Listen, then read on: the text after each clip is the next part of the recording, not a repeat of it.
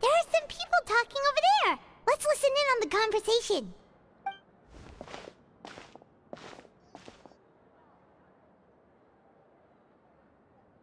If you ask me, those pompous parasites on the surface act like they're all a bunch of aristocrats. Do any of them give half a hoot about a bunch of dogs like us? Hey, speak for yourself, mate. I'm no dog. Oh, you think you're special or something? If you're here, then you're just a convict like the rest of us. I've heard that even if you're released after serving your sentence, going back to life on the surface ain't any better. Once a criminal, always a criminal. We're marked for life. I don't buy that. Hey, how cool would it be if the whole world was destroyed by a giant flood and everyone had to start over from nothing?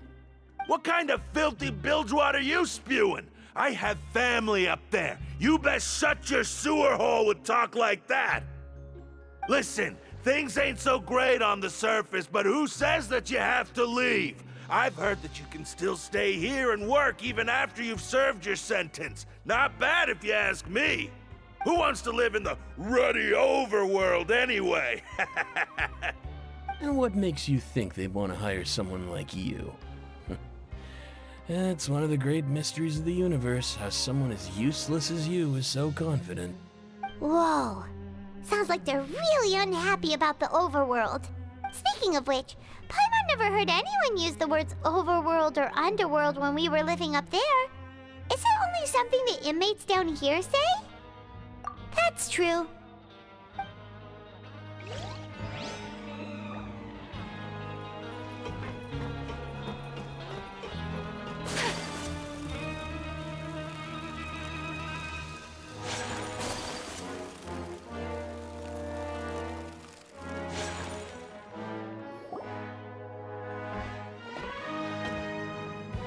There's a group of people over there. Let's go listen in. So I said, that's not a faucet. Hey, who are you two? Why'd you come over all of a sudden? Oh, sorry for eavesdropping. Sounds like you were talking about something private. What's the matter? They're just looking to join in on our fun, that's all. Hey, don't pretend like it's okay for them to just interrupt us like that. Yeah, fine. You're lucky we don't mind extroverts that much. You hear that, Quisto? We're nice. Your expressions tell me you're looking to hear some juicy info, am I right? But before that, it just so happens that I know you two. Really? Are we that famous? You're kidding. How often does anyone get a personal tour led by His Grace himself? Practically everyone was talking about it. Word has it that you also caused quite the kerfuffle. A little mistake, huh? I like the way you put it. You see, people with a good attitude can join our group anytime, unlike some of the others here. Your group? I'm Quisto, and this is Lavaroon. People usually call us the Bombshell Bros, but don't worry, we're not playing with bombs or anything. It's just that our information is always so explosive, and we blow minds on the regular. So, you two really like to gossip? Whew, you sure know how to embellish. No, you don't get it. Knowing intelligence will make things better for you here. For example, knowing who's working with whom, who has the latest rumors, who's not getting along. Wouldn't you like to know all that? Whoa, all this info's worth something, you know? You should prove you're worthy of it. I don't mind him. Quisto's always this way. Just play nice and say something to massage his ego. The welfare meals. Talk about the welfare meals. Right. That meal we had yesterday was super delicious. Paimon can still taste it whenever she closes her eyes. Is that so? To tell you the truth, I've been helping out with making those welfare meals. I've been working as a kitchen assistant for about a month and a half now. Oh, so you're the one who made those delicious steaks. Amazing. You could be a professional chef. You are correct. I am a true professional. In fact, I even went to culinary school. But since you like my cooking, I guess that means we share similar tastes. Listen carefully. This little bombshell will help you learn what's really going on here in the fortress.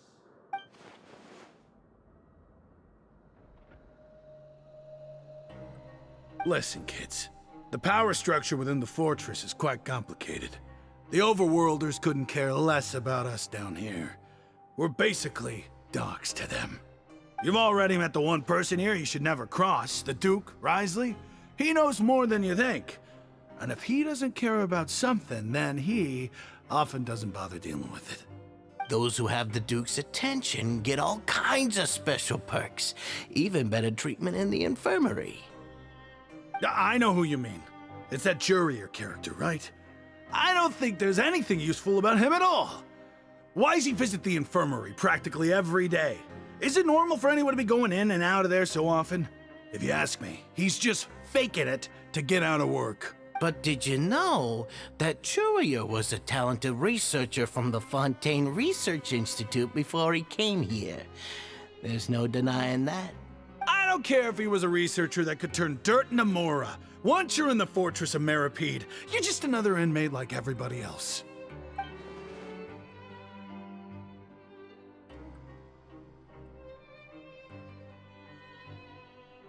Speaking of which, the last time I saw him, he was passing by in the corridor with Lorvine.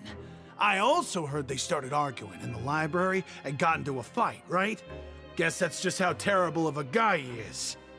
You mean he hit a woman? Wow, I never imagined he was that bad. But that Lorvine's also quite the odd one, you know? She's always gabbing away, got into a fight with a man, and she also got sent to the infirmary. Come to think of it, I always see her going to the sick bay every couple of days, too. Wait a second. You don't think? Do you think could it be that they're secretly meeting there to go on dates? But it's really hard to imagine. After all, I do remember seeing Lorvine beat Jurier to a pulp that one time. And we might be overthinking things.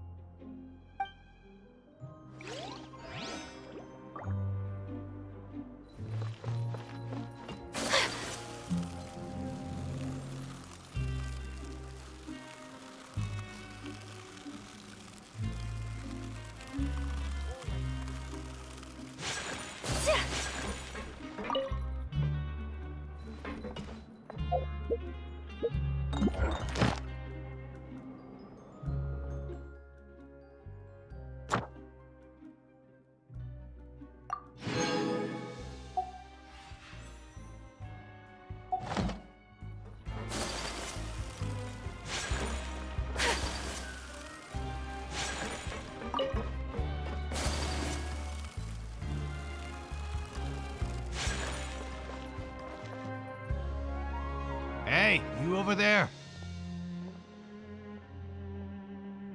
Yeah, you. Say, do you like playing card games? You know, like Genius Invocation TCG? You TCG players are like mint in the wild, literally sprouting up everywhere. Hey, come on now. What's wrong with finding fellow Invocation aficionados? Anyway, care to join me for a game? All right. No pressure. But why would you be looking for people to play Genius Invocation in a place like this? Don't people usually come here to fight? Whether you're throwing down cards or throwing punches, it's all a competition, isn't it? It's all the same in my eyes. There are lots of card players here in the fortress. When I saw you, I immediately thought, hey, even outsiders from other nations play cards. So I came over to say hi. Sure. Great! Since you've been here longer than us, you need to flex your seniority a little bit, right? Maybe you could start by telling us newcomers some stories about this place. I thought you would have already heard everything by now. All right, then. Did you have anything specific in mind? Or do you want me to just pick a topic? Why don't you pick? We'll let you know if we've heard it already. All right. Have you heard any strange rumors since you've arrived? Ben, did you know that there are some people who are always gossiping over in the corner?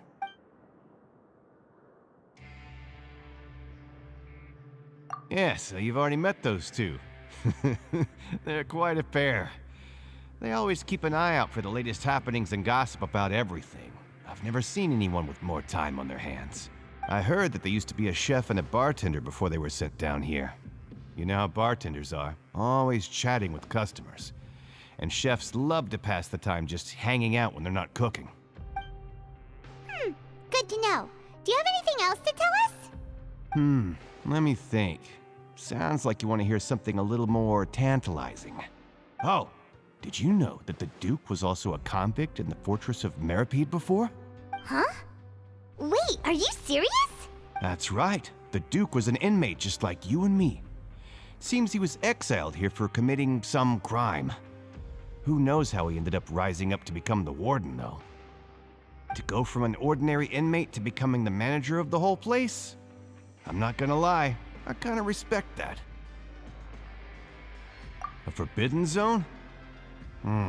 Sounds like something that someone just made up. I've never heard of that. Where did you hear about it? It's just a rumor we've been hearing, but no worries if you've never heard of it.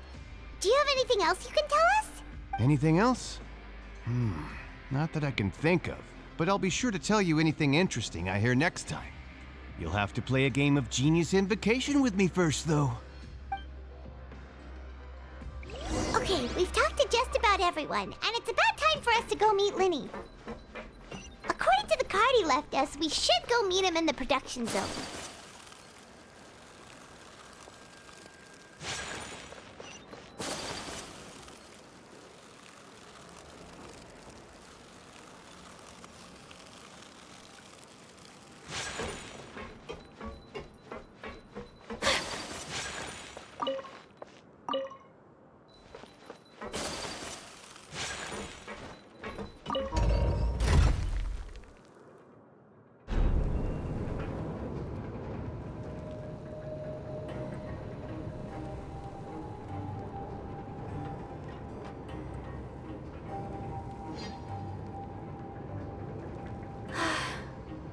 I only wish life could be as leisurely as this a little more often. How greedy of me.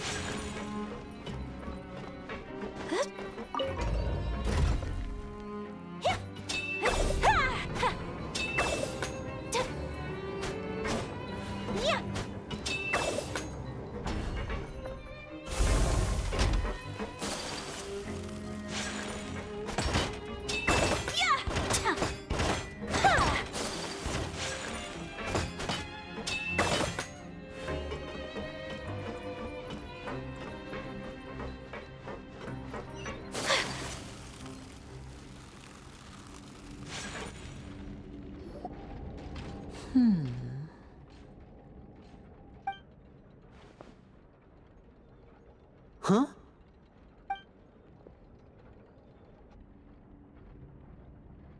That look in your eyes. You found something? Hey, this is no time to be modest. Just tell him we found a boatload of information. Oh, as expected of the legendary duo, you have my full and undivided attention. Huh. I'd have never guessed that myself. The rumors swirling about this place are unreliable after all, and Master Child probably went missing because he found a way out. He is a harbinger after all. I suppose he's much more resourceful than I initially gave him credit for. Unfortunately, this isn't enough for our final report to Father. We need to find out Master Child's exact whereabouts. Father told me that even though Master Child said he was just coming to Fontaine for a vacation, he actually had some personal reasons. His agenda might be linked to his disappearance. His escape route is already flooded, so we'll have to task someone with professional diving skills to chase after him. Well, when you put it that way, it's obvious that only Fremine would be up to the task. Bingo! Is he around? He's working today. Coming here as a group would have attracted too much attention. I'll talk to him about it later. It's the least I can do. We're all in this together, so it's only fair for us to fulfill our end of the bargain. Honestly, I'm far more impressed by you guys managing to collect all this information right under Risley's watchful eyes. Collecting information has always been our strong point. Now, let me think. To find out more information, Fremine will have to retrace Master Child's original route.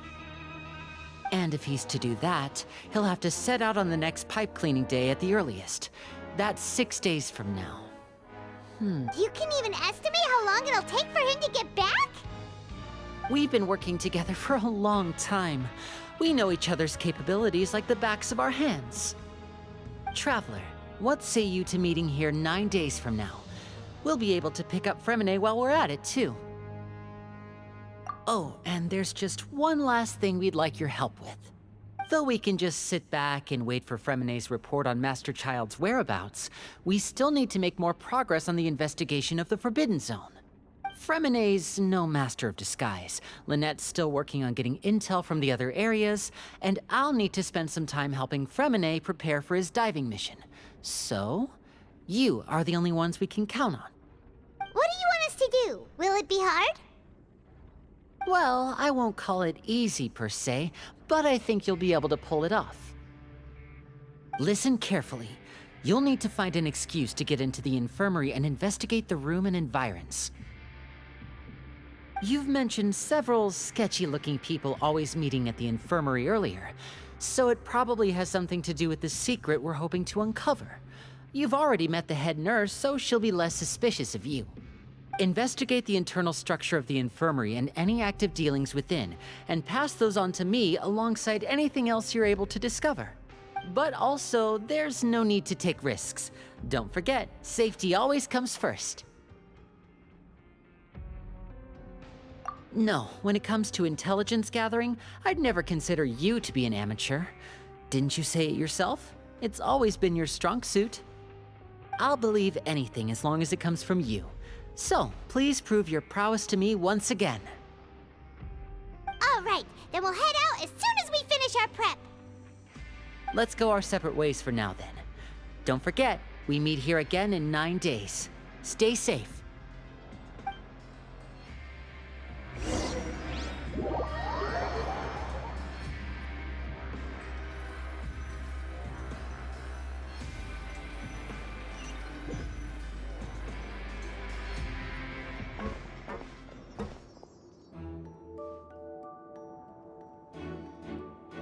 Hey, stay here for now. Paimon will take a peek.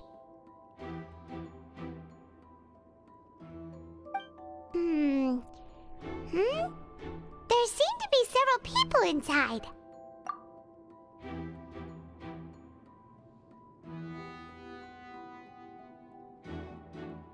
Right. I feel like It's not impossible. Whoa. It's a bit hard to understand them from here, so why don't we just try to talk to them in person? Let's go as soon as you're ready.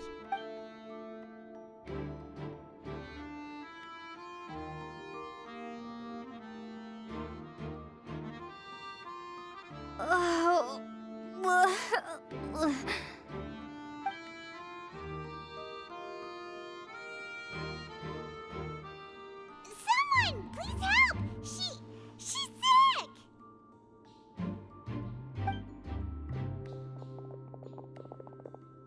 Whoa, are you okay? Oh my! What's wrong, little one? There's no need to panic. Take a deep breath before you begin. The traveler started complaining of a stomachache, and then nausea, and then collapsed onto the ground. Paimon doesn't know what to do. Freezing limbs, twitching fingers, and pale complexion. Could it be poison? Let me take a look. Please lie down over here. Don't worry, I'll get you to the bed safely. Here, hold on to my shoulder and walk slowly.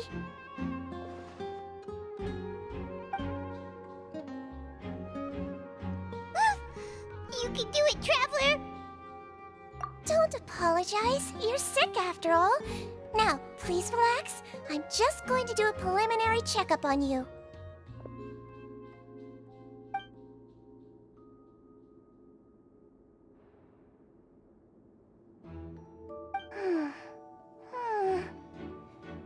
I see now. My checkup has confirmed that she's not in any mortal danger. That's our worst fear out of the way. Eh? Oh, that's good. But... I'll continue my diagnosis of the patient now.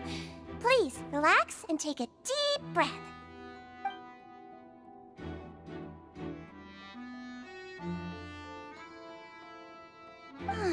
Don't sense serious damage to your organs either.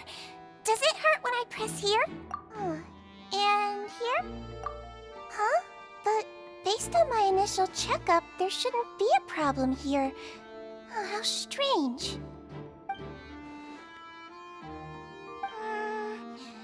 What about here? Does this hurt? Oh, I understand. So that's what it is. I think you just ate something that disagreed with you. That's all. Nothing too serious. Outside of a pretty bad stomachache when it decides to act up. So that's what it is. Thank goodness it's not anything more serious. And there have been other inmates complaining about the food recently. I'll inform our head chef, Mr. Woolsey, of this problem as soon as possible. Congratulations! The health risk is incredibly low, so you should recover within a couple days. Why don't you take a rest here while I go get some medicine for you? Miss Levine, I'll have to trouble you to help me look after this new patient while I'm gone. Very well. And she hopped away just like that.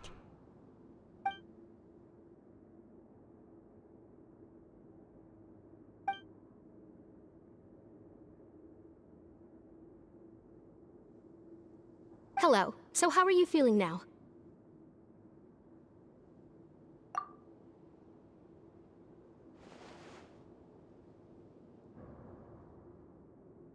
Her stomach aches really bad. She was stumbling about the whole way here, so Paimon's really worried. If Miss Sijuin says it's not a serious problem, then there's no need to worry. She's the best medic we've got down here. But it also looks like she's the only medic you've got down here. Well, that's true. What do you mean, that's true? That's really misrepresenting the situation. Of course I can't speak for the whole fortress, but it's not like everyone imprisoned here is useless, you know? Though they may have committed crimes and gotten locked up here as a result, they still know a thing or two about medicine, and they help Miss Sijuin take care of the sick and injured. Yeah, you're right. But did you have to lecture me about it in front of another patient? Aren't you a patient too? Where did all your energy come from? That's correct. Sorry, I got a bit ahead of myself. Are you two also sick? We've been sick a while.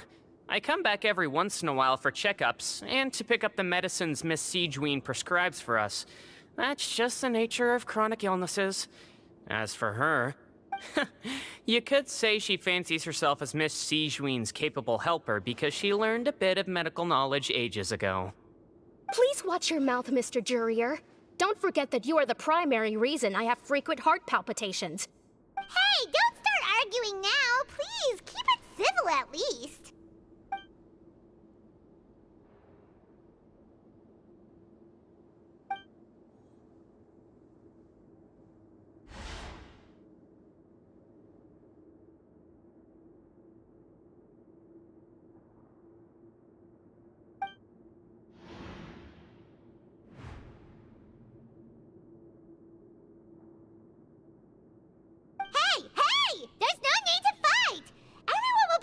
Someday, so there's no need to argue over silly things like this. But... Release. It's way too early for us to even think about that. And who the heck knows if we'd even be able to continue our previous lives?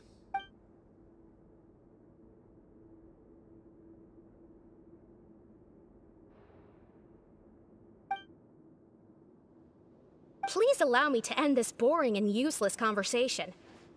Oh, and Mr. Jurier, I don't want to see your face here again anytime soon. And same to you, Miss Lorvine.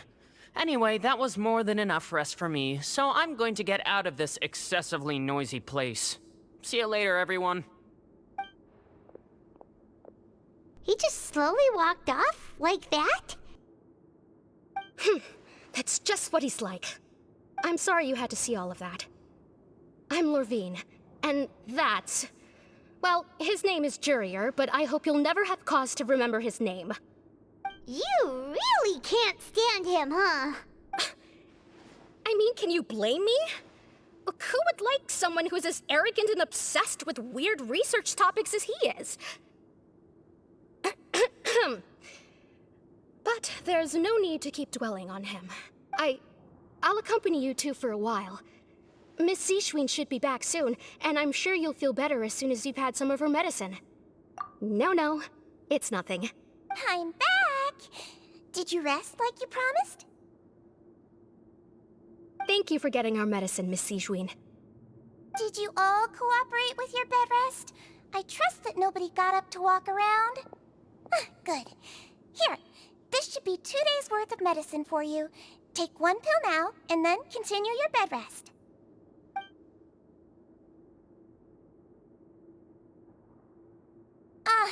Miss Lorvine, I left in a bit of a hurry just now. Do you still remember if we discussed the color of the pill that you should be taking today? I remember. You said it should be yellow. Yellow, huh? I understand. These are yours. Please, make sure to go to bed early after taking them tonight. You'll benefit from a good night's sleep. All right, then I'll also be on my way now. I hope you feel better soon, too. See ya! I'm going to fill out your medical record now. You're widely known as the Traveler, right? I just want to double-check a few details, if that's all right with you. Those two made quite the commotion just now, so why don't we let the traveler rest? Paimon can answer the questions instead. So her primary symptoms are abdominal pain, with secondary symptoms of nausea. Is there anything else? That's it. All right then. Is there anything we should know besides to take the meds? No, her base constitution is quite good, so I'm sure she'll recover quite quickly after taking the medicine. Please, make sure to stick to bland or less stimulating foods, and don't stay up too late at night. Got it. Paimon will hold the traveler to that for sure.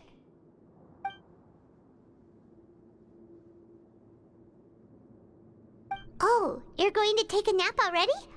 Okay then, you get some rest.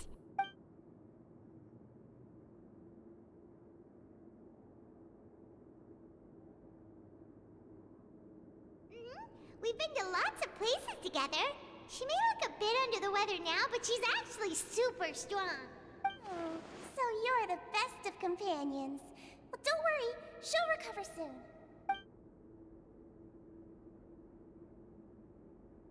You're awake.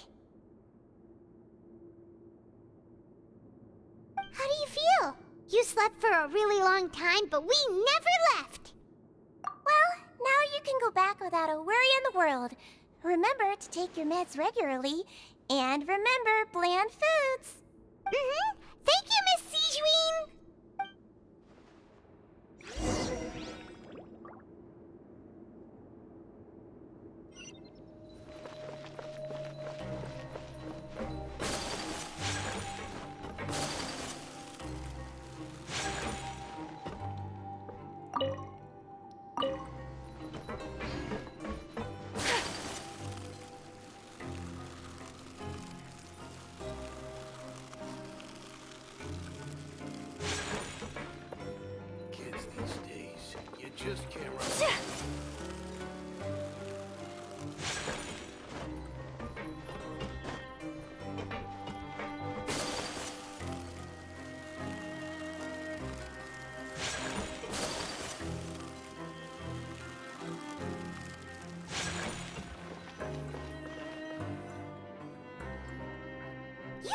are something. To be able to fall asleep like that and even sleep talk the entire time, you scared Paimon half to death!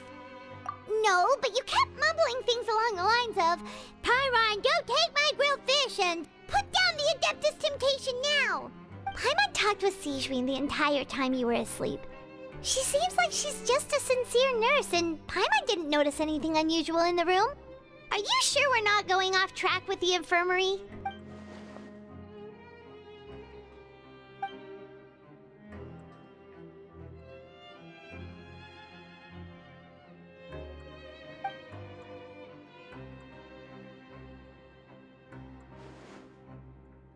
Whoa!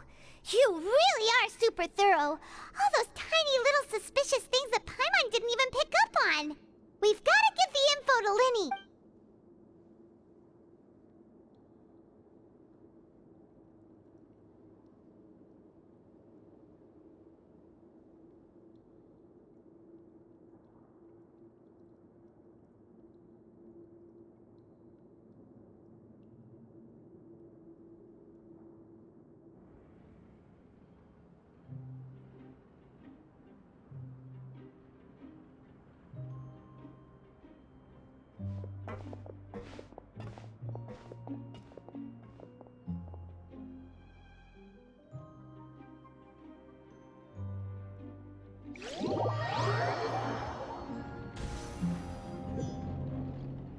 Today's the day! Let's go meet up with Linny!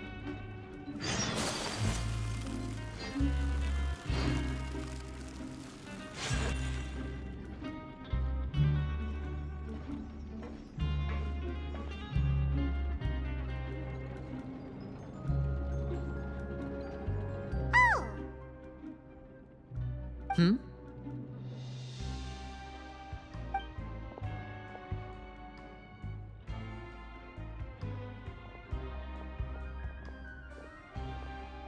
Did you two run into any trouble over the past few days? No, we just worked our shifts according to the schedule. Nothing weird happened. That's good. That means you didn't raise any suspicions when you infiltrated the infirmary. We've taken a look at the slip you've sent. Fremine successfully left the grounds via the pipes 2 days ago, and as of last night, Lynette has also infiltrated the infirmary after faking an illness.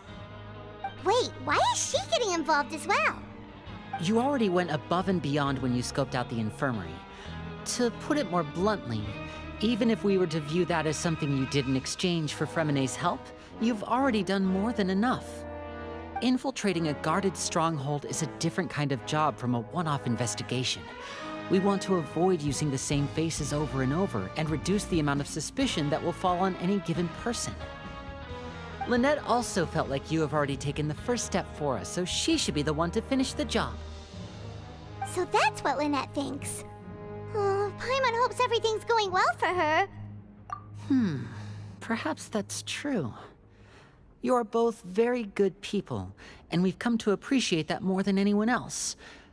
Unfortunately, there's still one thing that could get between us, lest you've forgotten. The matter of our respective loyalties.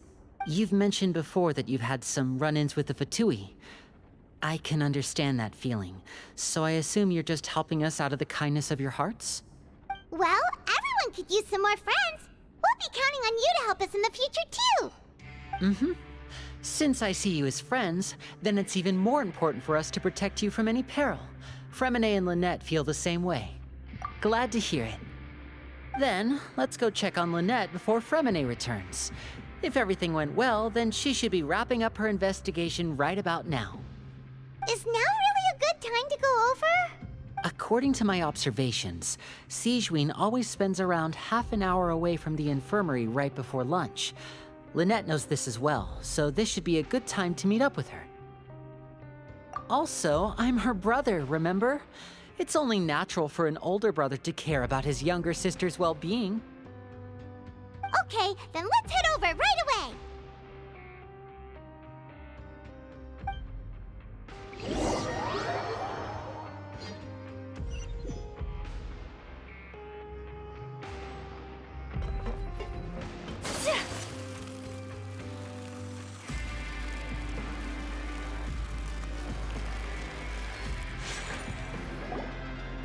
Lynette should be here right now. Huh. Strange. Lynette? As expected, Sigewin isn't here, but why isn't Lynette here? No, Lynette rarely deviates from the plan. We agreed that if she were to make changes on the fly, she'd find a way to let me know. Unless... Let's see if there are any clues around here. We can look while we wait for her. Who knows? Maybe she'll be back soon. Okay.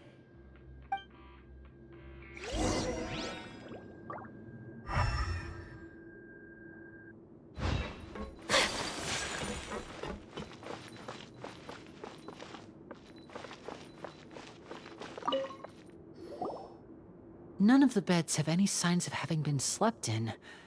Except that one over there. That's the one Lynette must have used, right? You said she was pretending to be sick. Mm-hmm. She would have said her migraine was having a particularly bad flare-up. Generally speaking, the head nurse would then ask her to lie down and rest, while she left to retrieve the medication. Which means, either the head nurse didn't return the entire time from when Lynette laid down up until she left the bed, or the nurse intentionally left it this way.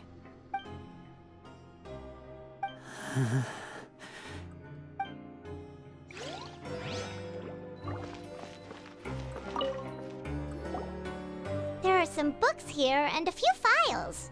They all look like medical records. Advanced nursing, how to raise the spirit of your patients, a quick guide to the psychology of emotions, and the meaning of laughter. These sure are some interesting books. Who knew Sigewin would be interested in these kinds of things? She even has books on understanding people's motivations and feelings. Is it because she's a Melusine? Or does she have a need to understand her patient's emotional state? Seems quite normal to me. These are skills that would come in handy for a nurse from time to time.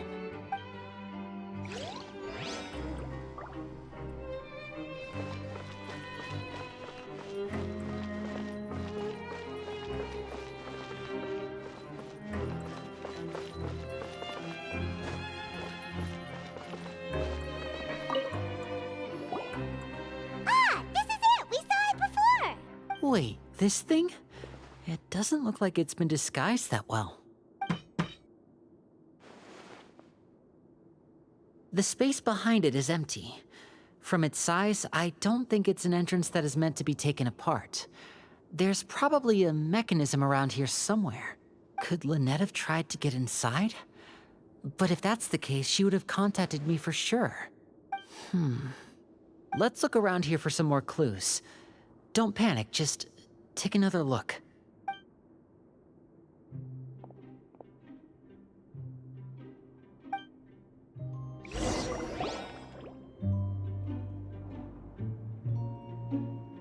Hey, you guys, there's a slip of paper over here!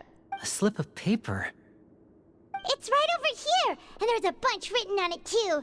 It reads, "Out of respect for your usual practices, I'll use a piece of paper or card as the medium to pass on my message. You may consider this as me giving you my best regards."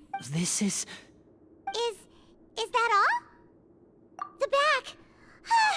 This is... Show me! Now! That look on your face. Paimon's reading it now. Would you care to guess where Miss Lynette of the Fatui could be right now? No. Could she have... Is she already... Writhsley. Did he deliberately leave the infirmary unguarded to use it as bait? Wait, you mean he was aware of our goals from the very beginning? But why? We didn't run into any trouble last time, and he also never reached out to us since. Yes, that is a crucial question. Writhsley, he doesn't do anything without a clear goal or reason. So this means he had no concerns about your activities from the very beginning. You're not from the same camp as us. You were sent down here by Neuvillete, so you have no conflict of interest with Writhsley. We're a completely different story, though. I'd like to know that too. Why did he only go after her? Don't panic, just think everything over. I have to stay calm. This is not like what happened last time. The situation's different now. Wait, you're right. Wait, but that means the fact that Fremine was able to leave the grounds. Could Wriothesley have let him go as well? But what does he gain by letting Fremine leave like that?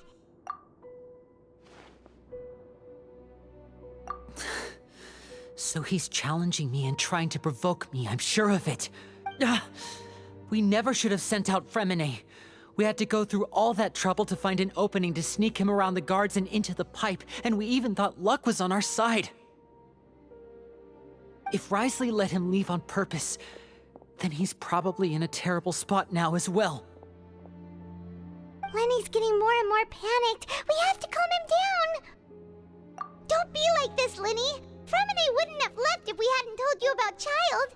That was our fault. No.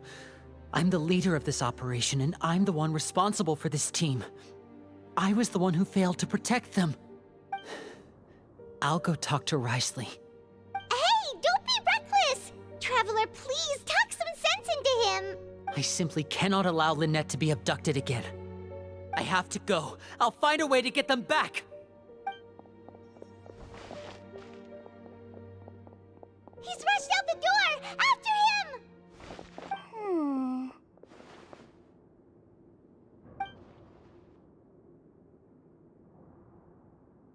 Right.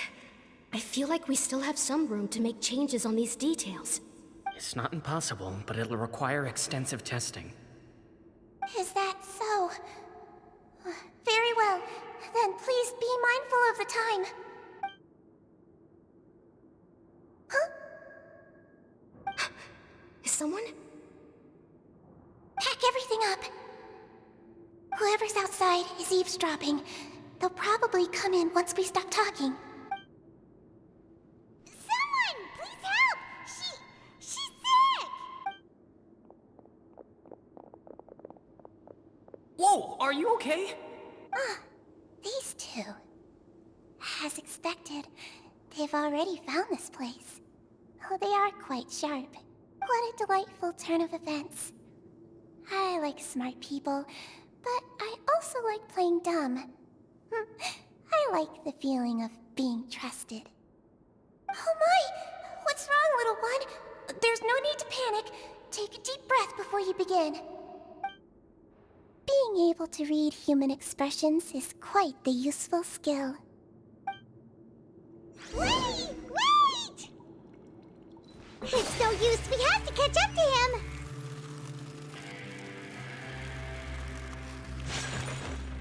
He's already out of sight. How is he so fast?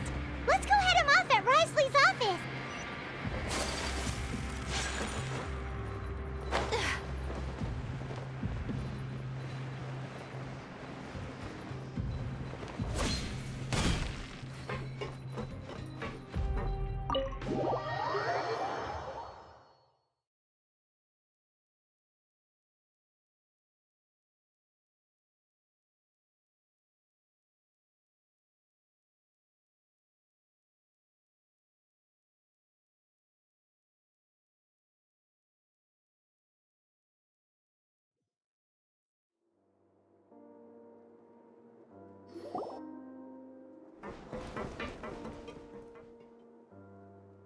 Come out and face me, Wriothesley!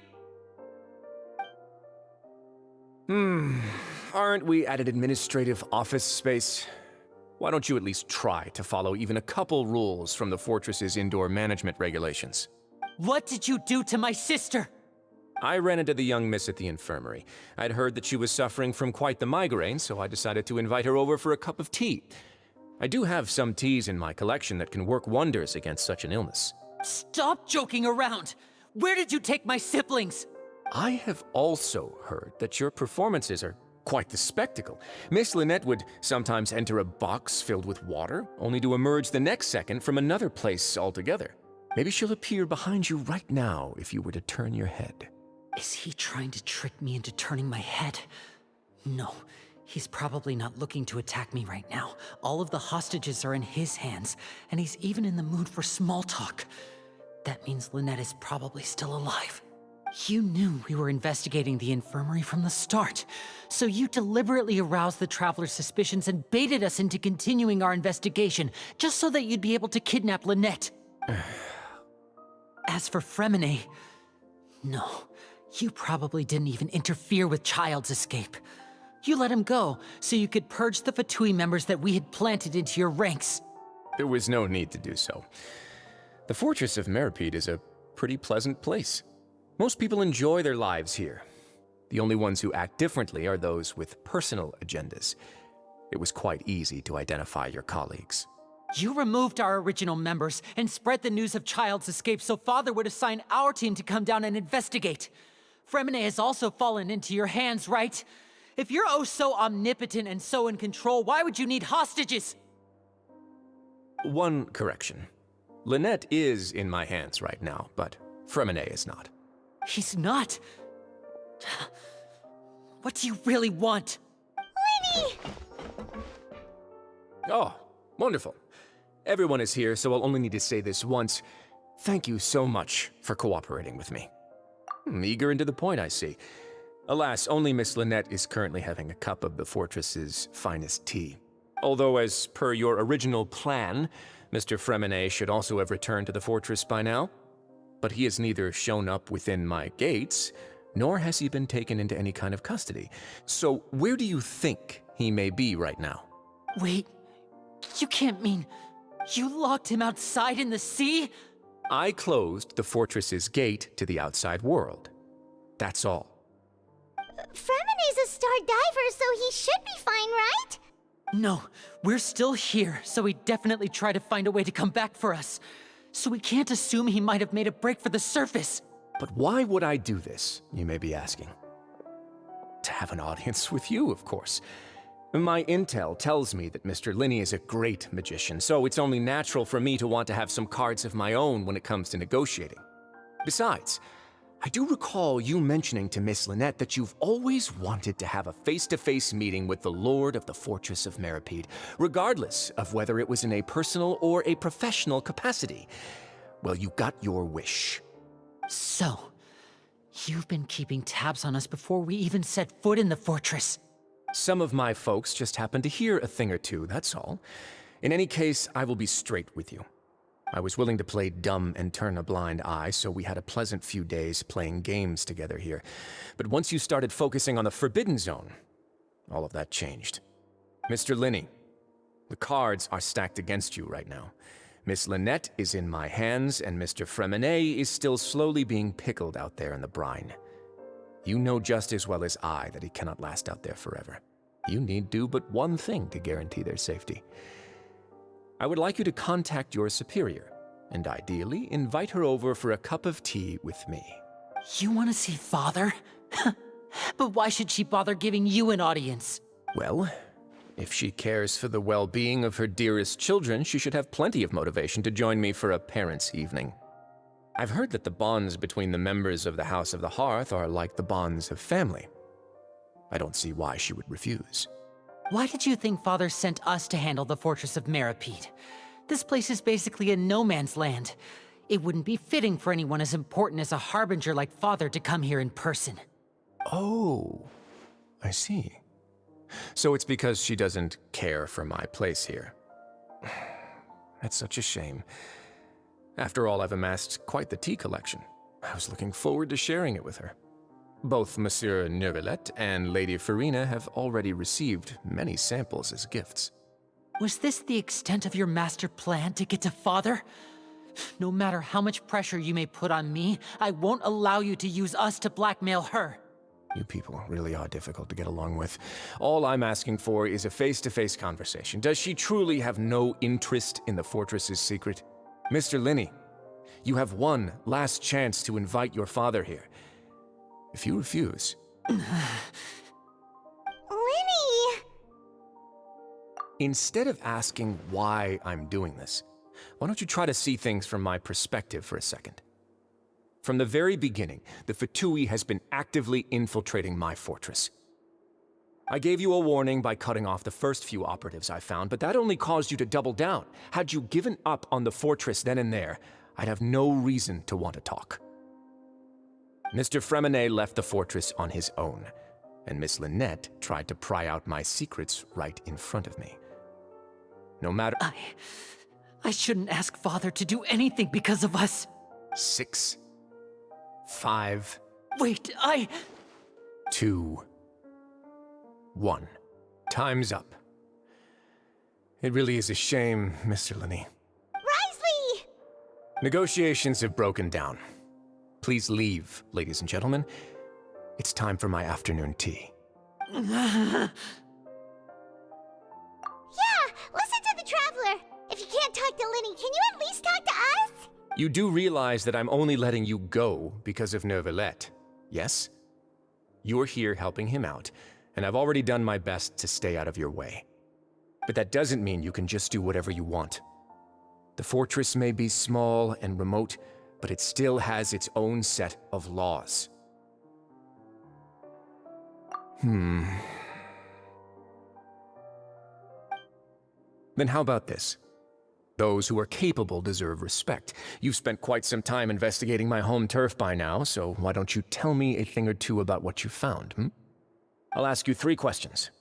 Answer all of them correctly, and I'll agree to your request. Question 1. Regarding the hidden rules of the production zone, what is the truth behind the one about not being allowed to work for 3 days in a row?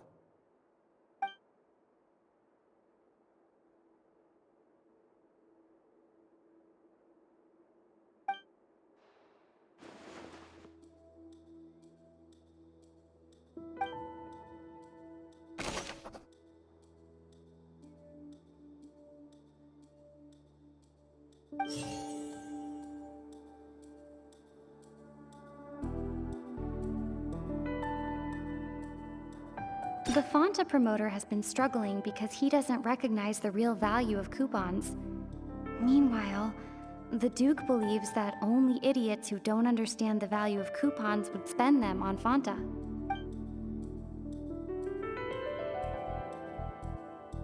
I've been told that the infirmary is always empty for the half hour just before lunch. But what could Sigewinne be doing during that time? We often see Miss Sigewinne observing the prisoners at work near the production zone. It seems like she can perceive the general state of a person's health just by looking at them. Fonta's internal reports suggest that they're starting a new trial of an unnamed and unpackaged product. But the product has to undergo a trial because even Fonta's own employees have a lot of reservations about it. The research note said that the Melusine race perceives the world very differently from humans. Because of that, the Melusines have also developed a sense of aesthetics that appear rather strange and alien to humans. According to Collins, the Pancration tournament only took place because the Fonta company sponsored it. The company must want a return on their investment as well. We often see Miss Sigewinne observing the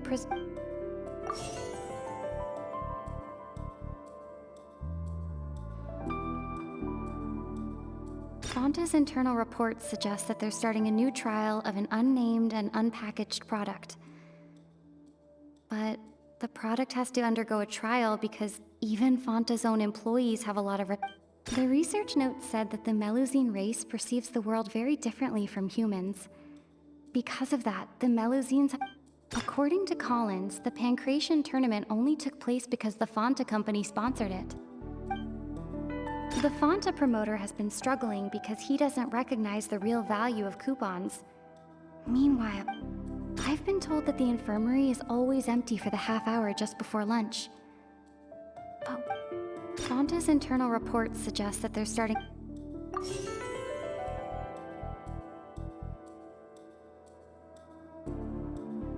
I've been told that the infirmary is always empty for the Fonta promoter has been struggling because he doesn't recognize the real...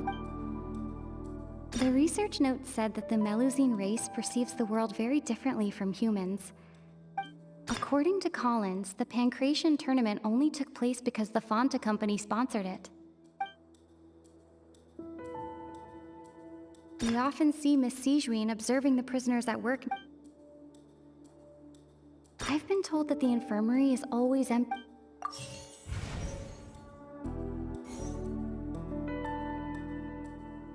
I've been told that the infirmary is always empty for the half hour just...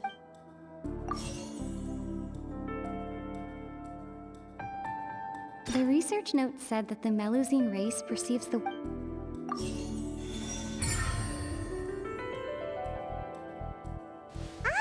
that's what's going on. Paimon understands it now. Who would have guessed? The hidden rule of the production zone.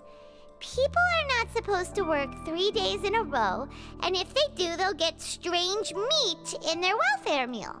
At first, we thought this strange meat must have something to do with the people who disappeared. But in reality, they were all prepared by Sigewinne, the head nurse. She often visits the production zone to observe the workers' health and makes a note of anyone who has worn themselves out after 3 full days of work. Out of her sense of duty as the head nurse, as well as her genuine concern for the workers' health, Sigewinne visits the cafeteria right before lunch and cooks an extra dish for those who can use the stamina boost. Sigewinne has only the best intentions with her surprise gift and doesn't want anyone to find out about what she does. However, unfortunately, Melusines as a race perceive the world differently from humans, and their sense of aesthetics is even more alien to us. The recipients of her lovingly prepared special meals cannot taste the care within and usually just freak out. Are we on the right track? Not bad. You've uncovered Sigewinne's secret and even guessed her intentions correctly as well. It's nice to know that her efforts have not gone unacknowledged. All right, now for my next question. There are also some hidden rules in the Pancration Ring, including the one that you're not allowed to support both sides of a fight. Why is that?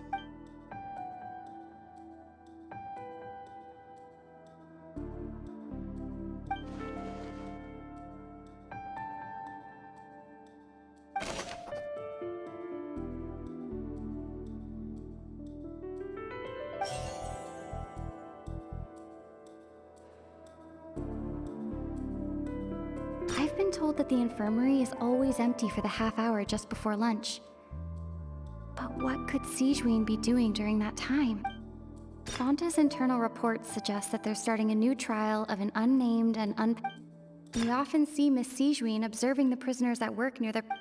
The Fonta promoter has been struggling because he doesn't recognize the real value of coupon. The research note said that the Melusine race... According to Collins, the Pancration tournament only took place because the Fonta company I've been told that the infirmary is always...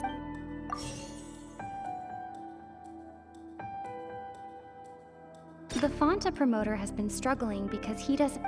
We often see Miss Sigewinne The research note said that the Melusine race According to Collins, the Pancration tournament only took place because the Fonta company... Fonta's internal reports suggest that there's...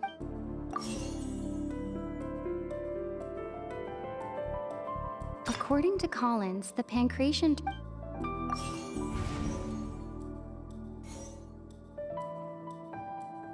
We often see Miss Sigewinne observing the prisoner... We often see Miss Sigewinne observing the... I've been told that the infirmary is always... The Fonta promoter has been struggling because he doesn't...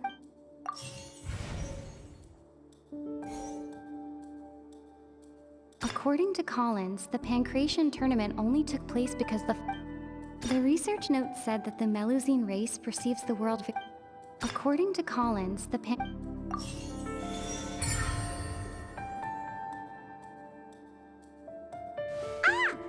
gets this rule too now, so there really was nothing to be afraid of.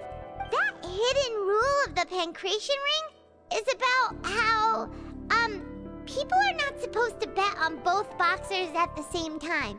And if they do, they'll receive a package containing a strange, blood-colored liquid. People get scared when they see it because they've subconsciously begun to associate it with the missing boxer. But really, it's just a bottle of the latest yet-to-be-named and packaged new Fonta trial product. A blood-red drink. It's no wonder even Fonta's own staff were questioning the company's decision-making. The company, facing backlash from its own staff, decided to try to trial the product on a smaller scale. to see how it might be received by customers. They came to the fortress of Meropide and offered to sponsor the Pancration tournament so they could push their new product. But the Duke completely refused to even entertain the idea. The Duke, knowing how valuable coupons are in the fortress, knew that only total idiots who didn't understand their true value would bother buying a Fanta product here. And so, only those who proved their stupidity by being dumb enough to bet on two opposing sides of the same match were selected to receive the drinks. I acknowledge the effort you've put into bringing the truth of this mystery to light. Although, based on your description, that Fanta promoter is a bit too careless with his words. I may just reconsider my collaboration with the company. All right, and here's the final question. What's the secret behind our head nurse and all of her patients in the infirmary? Stop your cruel and pointless games, Risley! You know that we haven't finished our investigation, so there's no way we can answer the last question. The thought of sparing Lynette and Fremine never even crossed your mind! You'll pay for this! Ah! Lenny, are you alright? Oh, close one. I owe you, Sigewinne. That was a fantastic shot. It was nothing, Your Grace. Sigewinne? Though this gun may look like a toy, it's actually fully functional, as I just demonstrated. Sigewinne... You... Not at all. I am merely a resident of the fortress, and thus protecting it is my duty. When Monsieur Neuvillete asked me to come here, he told me that my job would be to take care of the well-being of everyone here. I am merely discharging my duties. But if you mean what you just said, then isn't Linny someone you should be looking after as well? Isn't he a resident here just like the rest of us? But I really am just doing what Monsieur Neuvillete told me to do. Everything I did, I've done to protect them. Had I not, they would be in far more dire straits right now. His Grace knows it too, right? Your Grace? Mind proving my innocence to them? My dear Sigewinne, whatever shall I do with you? Would it have killed you to just wait another minute or two? Well, it's nearly time after all. The way you do things can be truly frustrating sometimes, Your Grace. I figured I should try to talk some sense into you. What are you talking about? What time? Take me if you want. Let them go. How touching. Can you just give me one more minute? Don't be like that, Your Grace. All right, everyone, calm down. 2 more visitors will be arriving any time now. I'll go get a cup of tea. Miss Sigewinne, I leave Miss Lynette in your care. You... What are you doing? I believe I hear footsteps.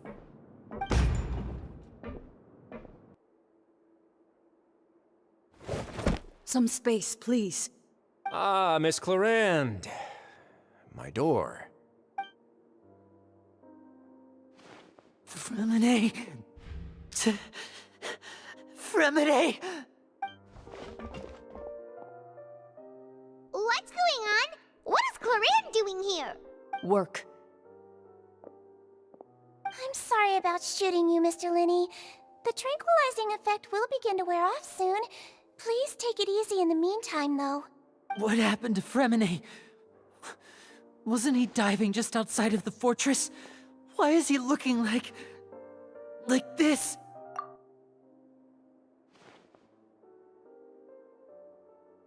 A flushed face, an accelerated pulse. He must have consumed primordial seawater. What did you say? Please, make some space.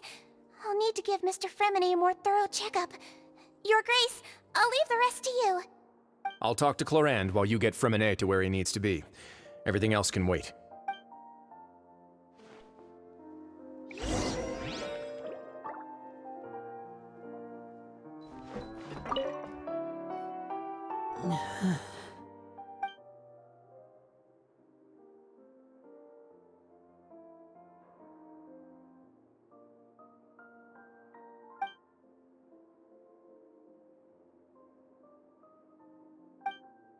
How is he?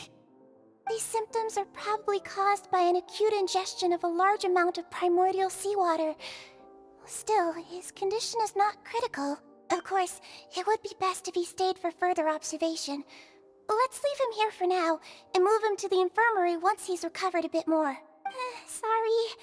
I am aware that the infirmary may not be your favorite place in the world at the moment. We do only have a single clinic in the fortress, however. Why would he ingest a large amount of primordial seawater after leaving the fortress? How could that possibly happen? Please, look after Mr. Fremine for the moment. I'll go fetch some medicine and a respirator. Oh, I'll bring Miss Lynette back with me. Where is she? How is she right now? Oh, she just took a nap in an empty room after I tranquilized her. If my calculations are correct, she should also be waking up right around now. You might not believe me, but His Grace and I actually made some snacks and tea for her.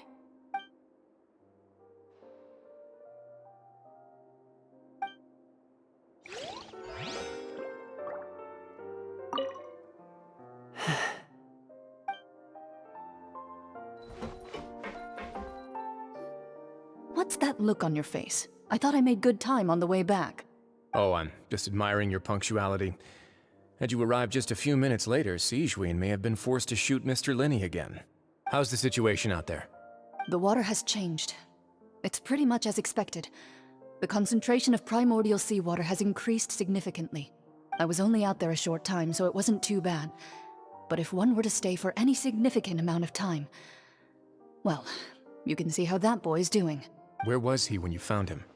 The abandoned zone at the end of the pipes. A good distance into the water. Closer than I thought. He must have recognized it early on and tried desperately to swim back. Locking the door was necessary. I don't think we could have saved two. Well, I did try to convince him that I had my reasons. Never seems to work, though. It would probably work on Neuvillete. He has a knack for picking out who had good intentions, even when the outcomes were all terrible. It's a bad sign if you're having to plead your case to Neuvillete. Want some tea? Not particularly. If you want to drink some that badly, just say so. Fine, I'd like to get some tea. Want me to get you a cup too, since I've already made it? Might as well then, I suppose. Actually, do you have a towel? I would like to dry my hair.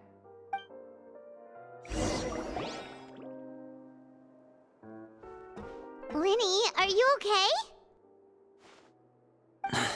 I'll be fine. They're all here now. Don't worry about me. Are you sure? You don't look all right. My hands and feet are still a bit weak, but that's probably just the residual effects of the tranquilizer shot. I'm back, everyone. Lenny! Oh, Traveler, Paimon, you're here too. Fremine? Is he... He'll be fine. But for now, please help me lift him up.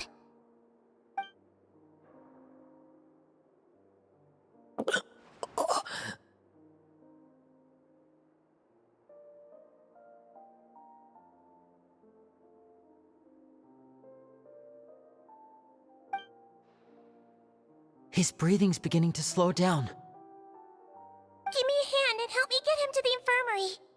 Yeah, I'll take him from this side. Lynette, together? On it. Traveler, you seem pretty worried about him. Want to come with us? The Duke and Clarande are gone. They probably went to get some tea. The Duke will explain the truth in just a bit. Miss Clarande will need a break, since she only just returned from rescuing Fremine out of the sea.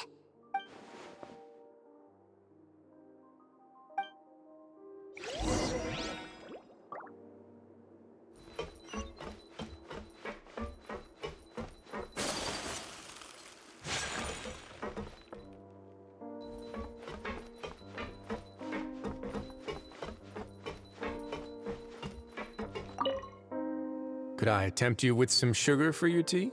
No need.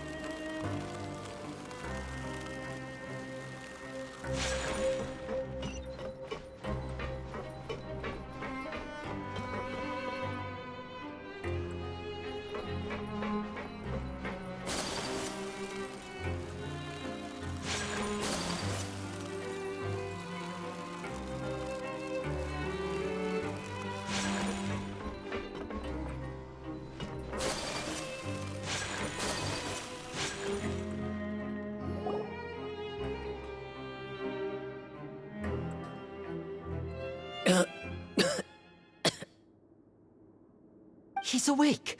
Fremine, how do you feel? Lynette. We're all here. Where am I? The infirmary, at the Fortress of Meripede, Mr. Fremine. And you are no longer in any danger. How do you feel? Don't push yourself if you're not feeling up to it. Traveler. Paimon. It's been so long. The sea. There's something wrong with the seawater. Shh, it's okay. We can talk about it after you've recovered. No, listen to me. This is really serious. There's primordial seawater mixed into the regular seawater. I don't know why it's there, but no one should touch it. Pipes. Right, the pipes. It's all coming back to me now.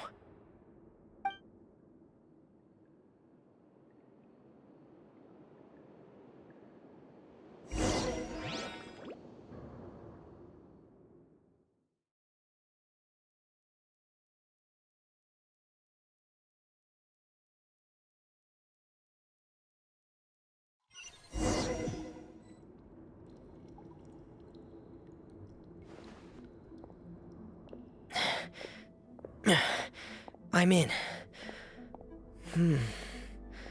Seems like this pipe hasn't been used in a long time. It looks abandoned.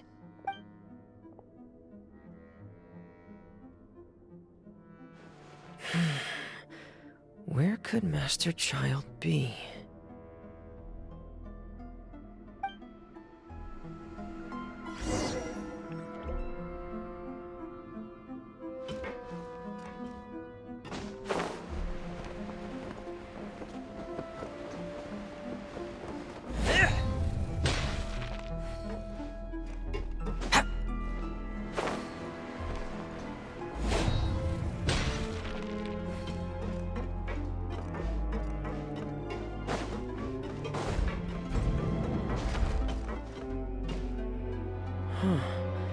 This mechanism looks like it's been tampered with.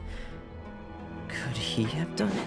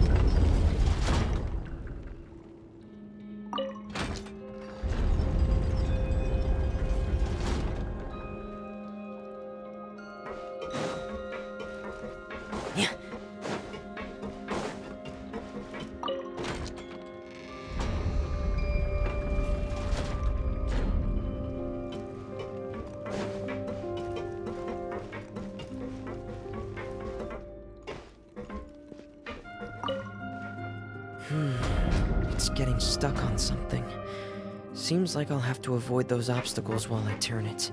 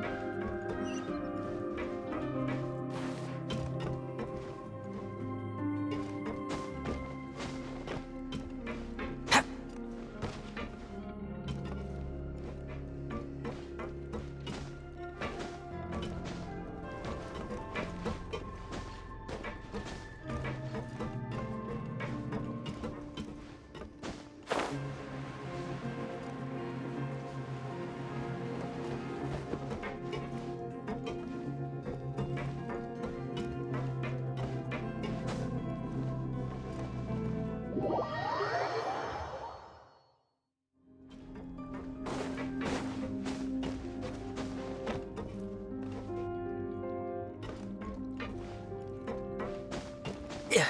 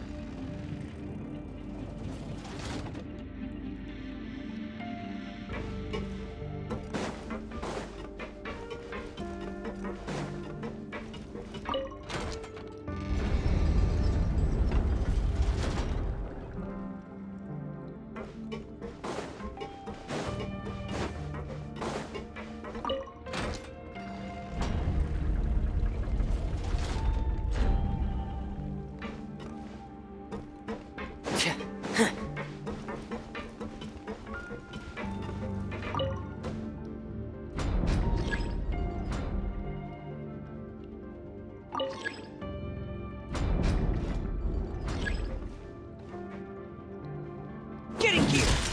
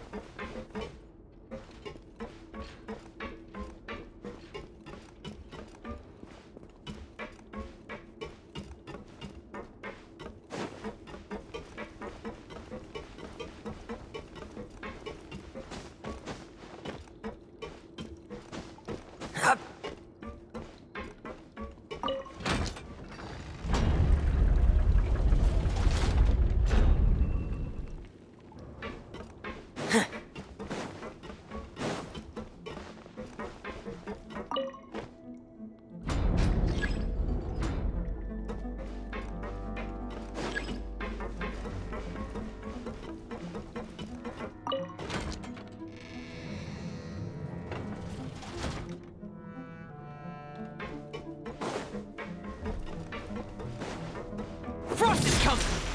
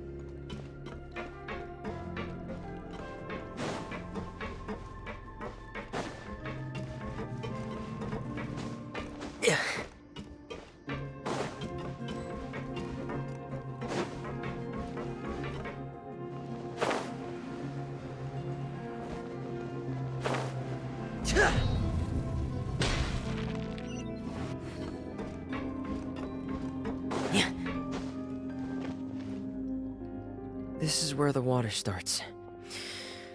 Okay. Master Childe probably dived into the water. I'll go take a look as well.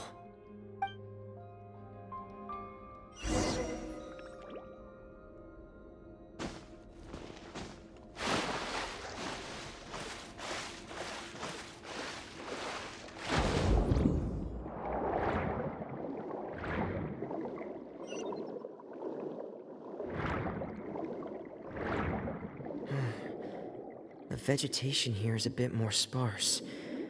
These traces aren't natural. A person must have left them, and recently. I should be going in the right direction.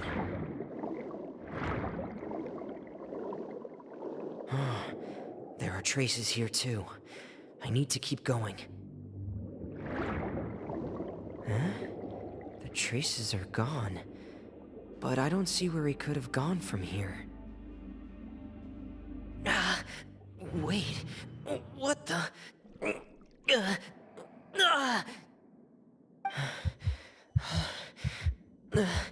My heart is racing, and it's getting harder and harder to breathe. What's going on? No good. I have to get back. They still don't know anything about what's going on.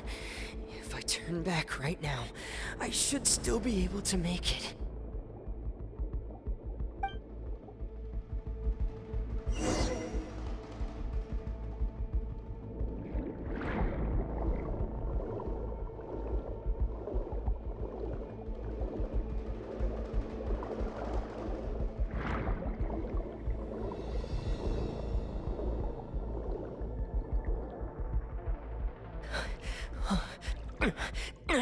I can't die here.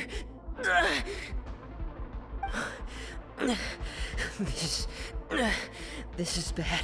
I'm feeling worse and worse, and I'm still underwater. I have to push on.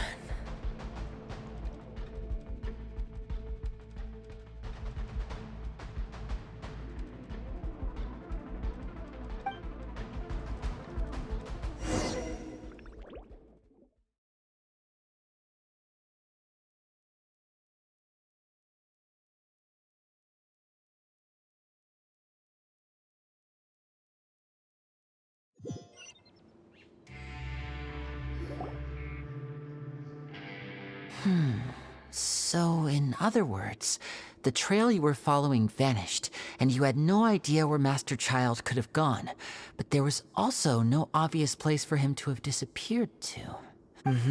That's right. I tried my best to swim back, but I had already put some distance between myself and the fortress, and I just couldn't find the strength to keep going.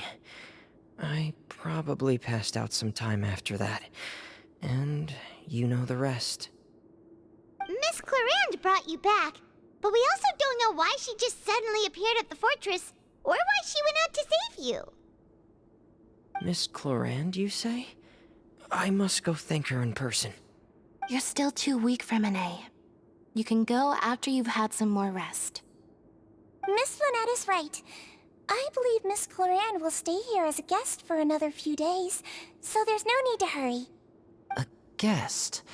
Then I can assume Risley was the one who invited her to come down here? You should ask His Grace about that. He'll be able to explain better than me. Yeah, it's about time he actually told us what's going on. Wanna come with us, Liddy? No, please go on without me. I don't want to leave just yet. Lenny. The logical part of my brain is aware that we're safe right now, but I still can't bring myself to leave. Both of you are just in danger. Understood. Then let's just sit together for a while. In that case, I'll leave the infirmary to you. The Traveler and I are going to head out for now. As long as you stay in here, I don't think you'll be disturbed. Thank you.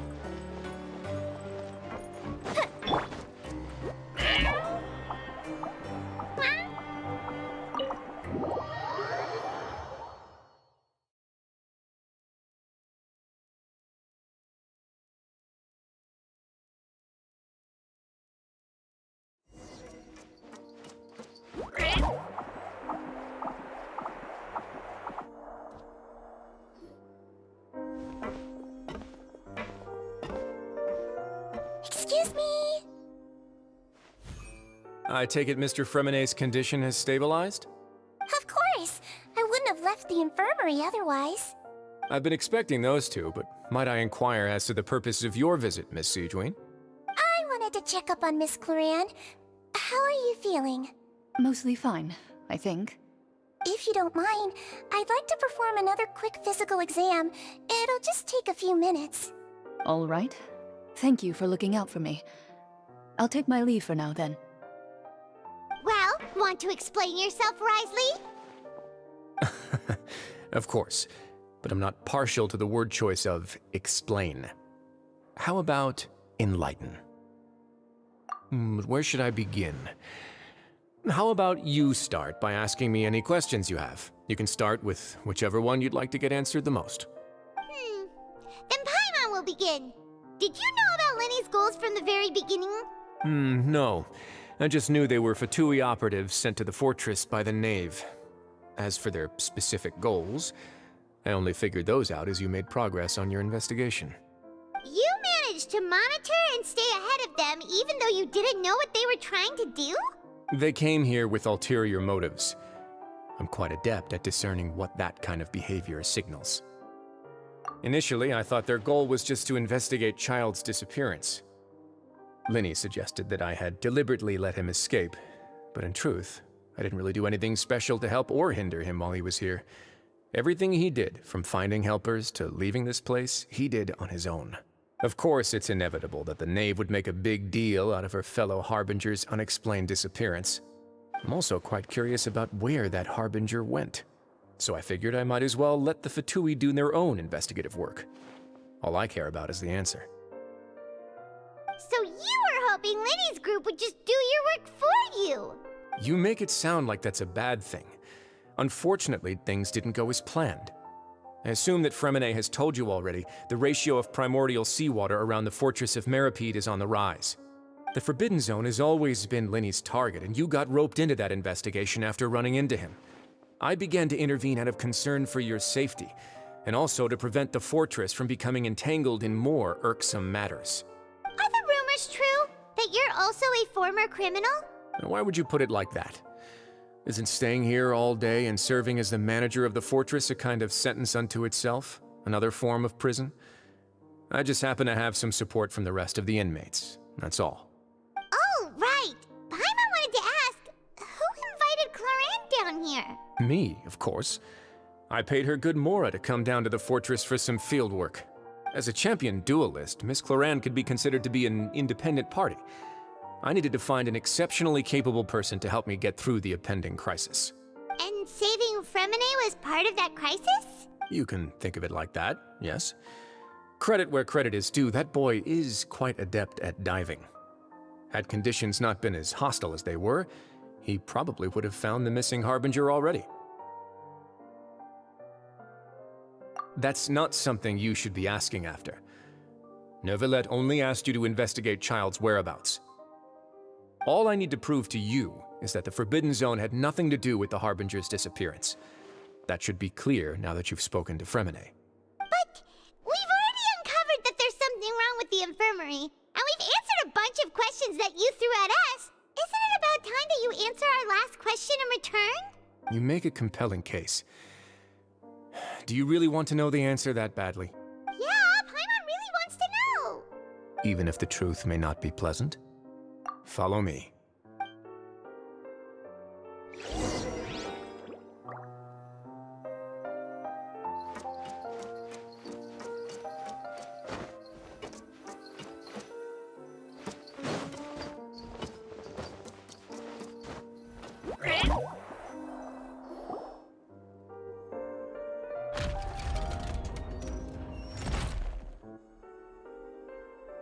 There's a hidden door here? And a whole basement behind it? Huh. You're pretty good at hiding stuff, Risley. It seems you've forgotten just what kind of place the Fortress of Meripede is.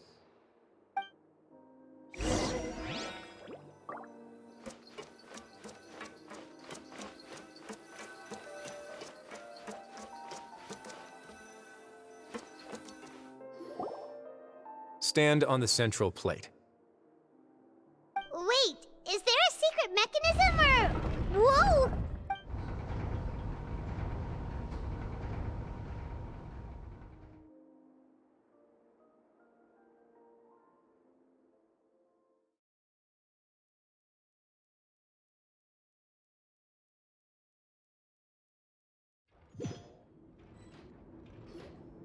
So, this is the Forbidden Zone? Honestly, for a place so well hidden, Paimon sure doesn't see anything special. What a huge door! There are 3 such isolation gates in total. Generally speaking, I'm the only one who's allowed to go inside. Hence the name Forbidden Zone. Am I correct to assume you're going to run on back and tell your little Fatui friends everything? Well, Paimon wasn't thinking of keeping anything from them. Well, I'd advise you wait until you've seen the whole truth of this place for yourself before deciding whether or not to tell them.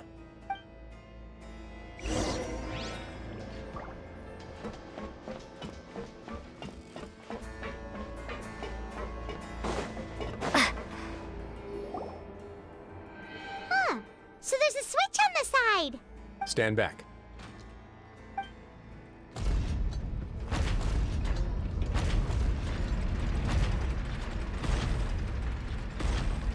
Whoa! They all just went up one by one! Go on, have a look.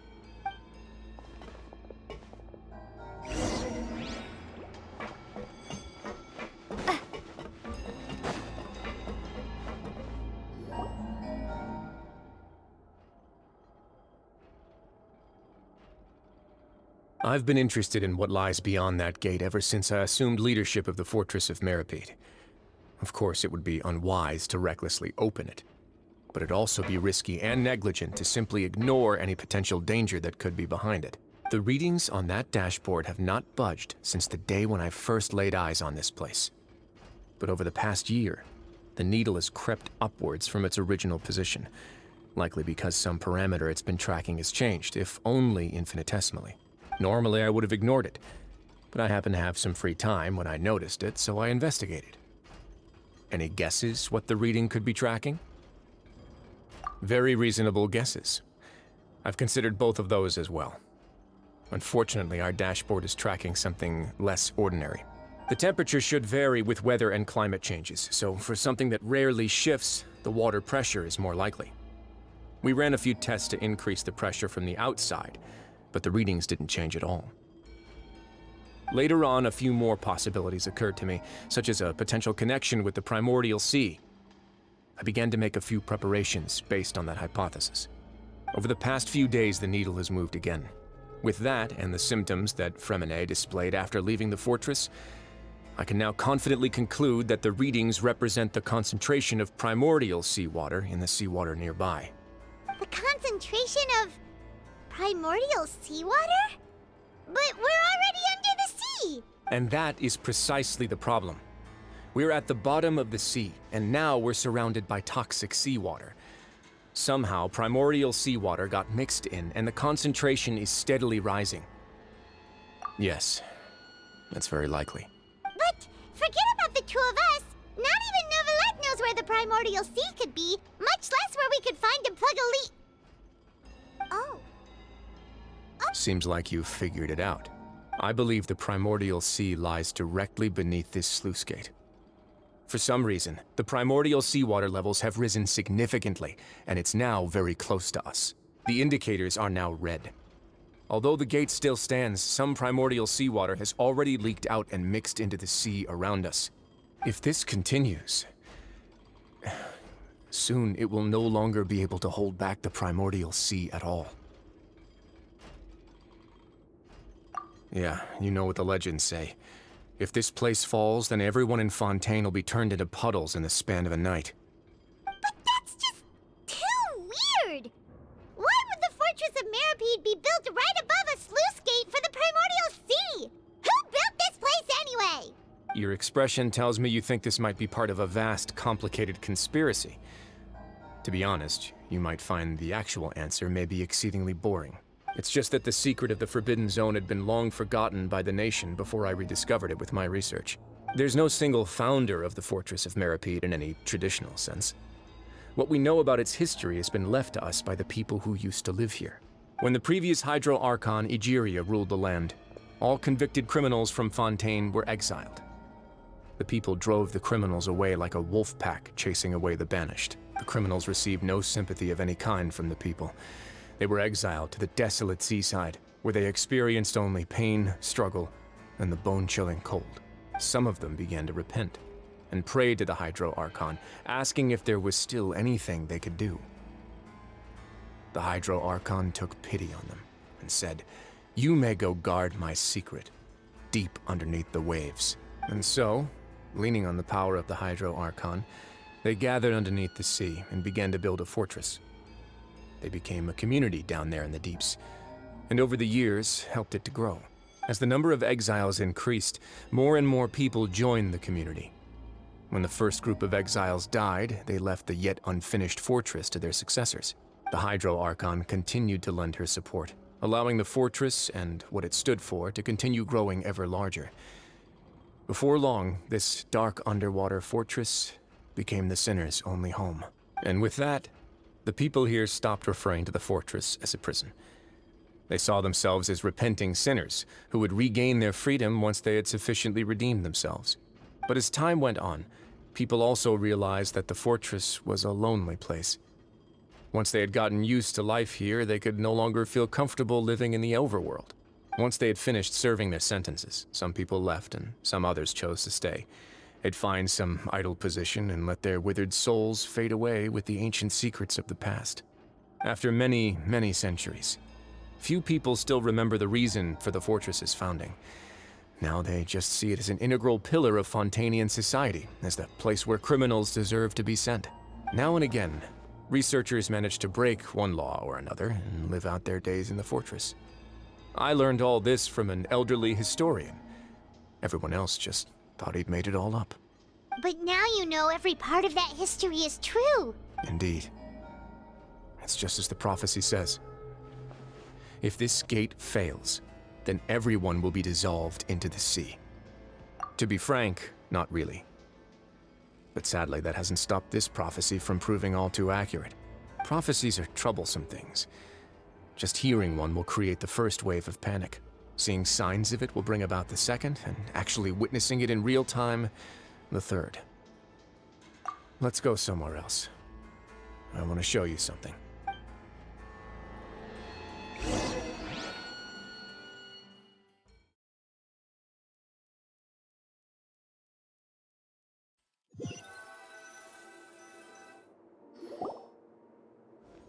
This is it. Your Grace, perfect timing. The results from our last round of experiments have... Jurier, he's not alone. Huh? Lorvine and Jurier? No need to panic, you two. I've already told them about our plan. What? After you warned us not to tell a single soul about any of this? I'm skeptical as well. Are you sure they are trustworthy? The results speak for themselves, don't they? These two may already know more than you could ever imagine. All right then, if your grace insists. They seem harmless enough, so I'll trust them for now. Well, how about some reintroductions? This is Jurier, one of the highest-ranked researchers from the Fontaine Research Institute. He used to work under Edwin. I trust that you've heard of Edwin? He's the one who blew the whole institute sky high. Everyone knew he was a bit crooked in the head, but you're not local, so I guess it's possible for you not to have heard of him. Edwin's main areas of research were archeum and gravimeters. As his assistant, Jurier is quite familiar with them as well. I hired him to be my technical consultant. You want to blow up the fortress of Meripede? Ah, what a lovely idea. I'm already imagining it in my head. Gotta admit, I'm tempted as well. Guys, focus! Focus! That taskmaster over there is Miss Lorvine, and is also one of my technical consultants. While Jurier used to be Edwin's assistant, she used to be Jurier's assistant. Ooh, are they together? See, everyone keeps asking this question. Are you too sure you're not a couple and just using your work as a convenient cover? Your Grace, I am not in a relationship with this man. If I dated her, I'd officially be madder than Edwin. Jeez, forget I said anything then. Follow me. Whoa, there's another door that goes right up. Your constant amazement makes it seem like the fortress can do anything. But Paimon really thinks everything's super cool.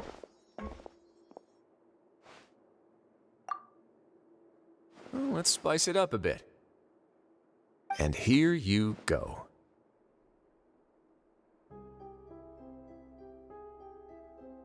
What a huge ship! This is also a production zone that Paimon's never seen before. What's going on? How much do you know about Fontainian history?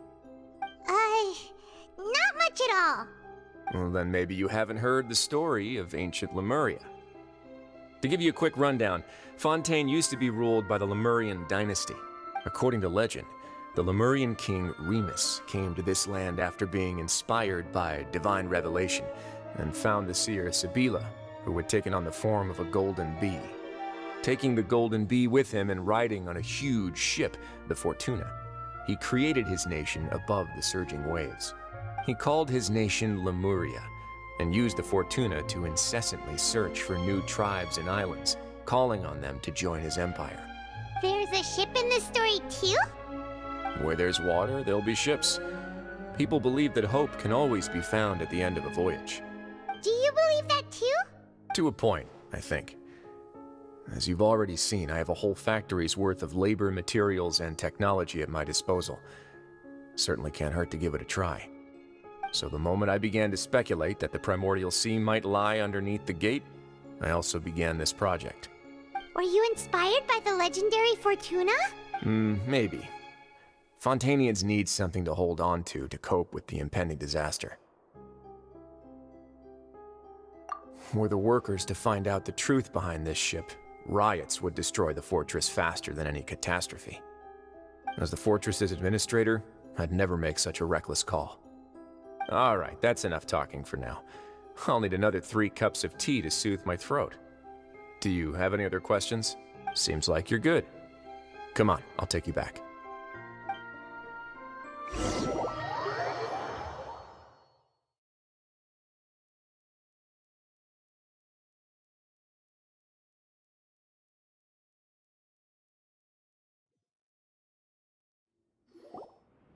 I'll leave you here for now. Oh, thank you so much. No worries. But don't forget, it's up to you whether or not you want to share what you just saw. What you do from here on out will likely affect those 3 as well.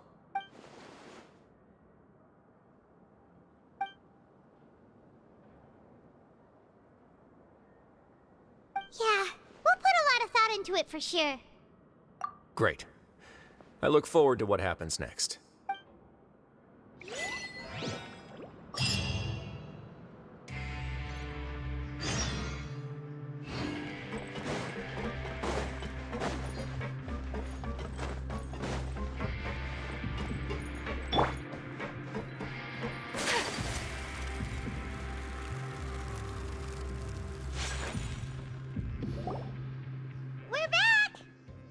Welcome back. Do you want a cup of tea? How can you be so much like Risley, always drinking tea? Huh. Actually, now that you mention it, I just remembered something now. While I was sedated, I could still barely hear two people talking next to me. They were discussing everything, from the leaves to the water and even the teacups themselves. Must have been Risley and Sijween. Yeah, I heard one male voice and one female, so it should have been the two of them. They really were just talking about brewing tea. I really can't make sense of this place. So, Traveler, Paimon, were you able to learn anything from Risley? Yeah, he explained everything. Very well. Then, would you mind checking your answers against my speculations? Yeah, I took the time to rest, so I'm feeling a lot more relaxed now. Nobody else is around, and Miss Sijween is also busy with something or other, so let's just talk here. All right, then I'll posit my theories. I asked myself 3 questions. Firstly, why was Fremine affected by the primordial seawater? It was because he dove into the sea. My theory is, the long-lost primordial sea is probably very close to the fortress of Meripede. Ooh, he's good. He got that right on the first try. That's our Linny. Secondly, Risley's attitude changed dramatically during the course of our stay here. He ignored us completely at first, then suddenly roadblocked us. Why? I spent quite a long time thinking about this. If he has been monitoring the Fatui since the very beginning, he probably ignored us at first because he was hoping we could find Master Childe for him. What's more, the Fortress of Meripede is not part of Fontaine's court system, nor does it report to Eudec's Neuvillete. Risley is basically the king of a no-man's land. As long as the fortress doesn't do anything about Master Childe's disappearance, Father can use it to pressure the Fontaine authorities. And while the two factions are pitted against each other, Risley will be free to move between the parties of interest. If I had to guess, he probably has something that he's working on himself. It's likely related to the secret of the infirmary, but I just can't think of what it could be. You're super smart. Thanks so much. Then finally, there's the last question. If Risley does have a plan, what could it be? All I know for now is that his plan probably has something to do with the changing nature of the seawater. He's even gotten Cloran to help him out. That can't be the full extent of what he's doing. There's probably a secret passageway behind the block in the infirmary, and there's something big in the fortress that most people here never get to see. He has a bargaining chip, and it could be important enough for Father to deal with him directly. I don't have enough information, so I have no idea what his chip might be.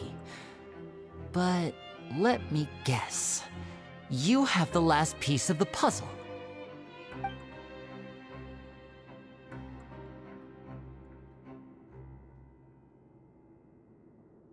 I can't believe it. The sea will engulf everyone. Just like the prophecy said. Could Risley have wanted to meet Father to figure out a way to deal with this crisis? If you remember, I once mentioned that Father sees the House of the Hearth as her base of operations, and she truly wants to resolve the crisis. But how could Risley have known that? Or perhaps he didn't know, and just wanted to bring Father over to his side? Which could be why he said he just wanted to negotiate. Yeah, that makes sense to me. I understand your concerns as well, Traveler. I'll figure out a way to pass this on to our father. No matter what, we're on your side. The two of you have already aided us far too much. We probably wouldn't be standing here right now if not for you. If you ever need anything else going forward, please come to the House of the Hearth at any time. Though you may not share the sentiment, After all that we've gone through together, the three of us basically see you as family now. You have my gratitude. Thank you for protecting Linny when it really mattered. And thank you for sharing the secrets of the fortress with us. We didn't think you were going to do it. Why are you being so formal all of a sudden? Given your strength, you might not need our help at all. But if you are ever in danger, we will try our best to protect you. Aww, the sound of that makes Paimon feel all warm and safe inside.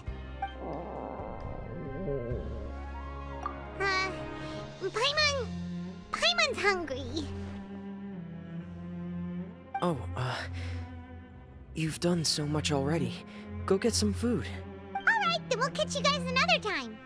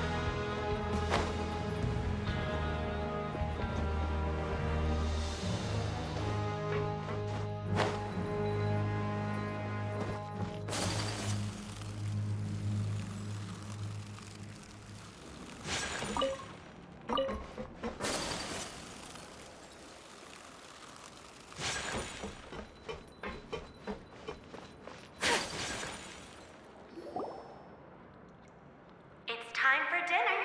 Welfare meals now being served in the coupon cafeteria. Come on, let's go pick up ours as well. Traveler and Paimon, over here. Are you here for dinner too, Miss Sijween? And I'm taking the opportunity to prepare Miss Cloran's dinner as well. Huh. You're right. She's actually sitting in the fortress cafeteria. What would you like to eat? Yep, you can. I've already talked to our chef, Mr. Wolsey. It's all on me today, so you can get whatever you'd like.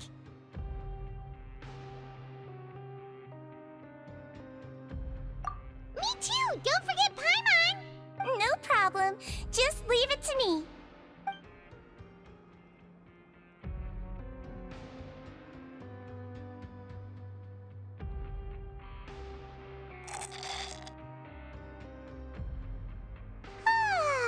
So delicious. Paimon's so happy. Paimon wants to feast like this every day. Feeling full yet? How's the food? Delicious. I'm so glad to see you all so happy.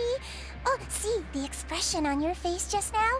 The muscle here just moved, which suggests that you're feeling quite relaxed at the moment. Sijween, do you do this to help your patients or to better understand human beings? A bit of both, I suppose. I'm a Melazine, which means I'm very different from human beings. I must know what you're thinking if I want to take good care of you. You're really good at taking care of people. Even though you're so short, you still talk and act like an older sister. Really? You're reminded of an older sister? That's great to hear. Oh, and what did you mean back in Risley's office? When you said that you were protecting Linny and his siblings as well? Oh, that. I just asked His Grace to look out for those children, especially that diver boy. I was getting a bit worried after hearing that something was wrong with the water. Thankfully, Clorand is very strong and managed to save him in the nick of time. His Grace also sealed the pipes after Clorand left, to make sure that Linny wouldn't impulsively chase after his brother. Although the path was blocked, we still stationed some guards there to stop anyone from approaching. They were instructed to only open the door once Miss Clorand had returned. Oh, and I was keeping an eye on Mr. Linny as well. We had to press him, but we couldn't allow him to be in any real danger. You were all super considerate and really thought everything through. It's just what we do down here at the fortress. At least this has been His Grace's style for as long as he's been the leader. Oh, I I really wish Monsieur Neuvillete would come down here more often too. I feel like he'd like it here, with all the darkness and chaos. Get a good night's rest, you two. You've both worked very hard.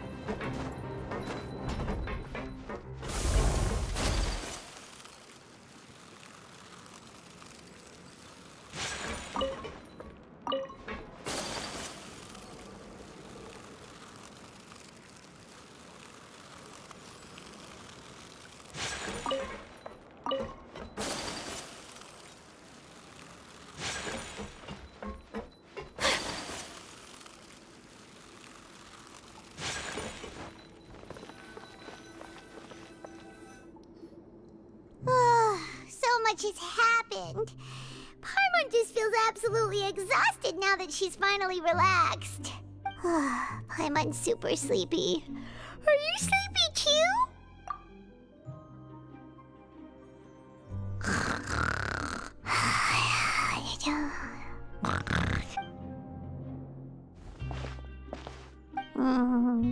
Delicious. Paimon wants seconds. For free!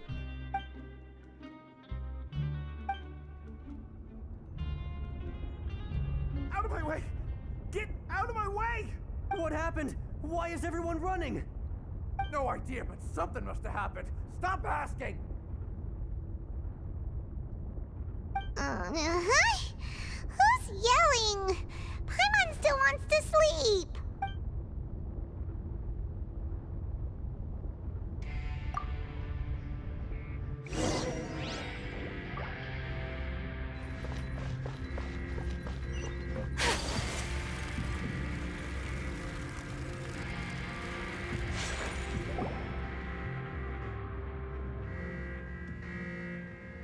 What happened? Why is everyone running around? Hey! What are you doing? No time to explain, mate. Goodbye! Hey! Wait! What's wrong with these people? They won't even talk to us! They're here! There you are! Oh, thank goodness! Quisto and Lavaroon, do you know what happened here? We came here especially to inform you. Something seems to have gone terribly wrong just now. His Grace is telling everyone to evacuate and get out of here. Lavaroon was saying you two are new here and you don't have many friends, so you might slip through the cracks. Haven't you heard all the stories like that? An evacuation is successfully completed, yet you only find out once you do a head count that 1 or 2 people are missing. Wait, weren't you the one who brought that up? Why is it suddenly my idea? Hey, shut up! Okay, whatever. The point is, you should come with us. Yeah, he said to get as far away as possible, upwards and outwards. Oh no, it can't be that thing! Whoa, wait, what? What? Hey, where are you going? We have to go find the Duke! You two just go and get out! Go on without us! Hey, hey! Be careful! Attention!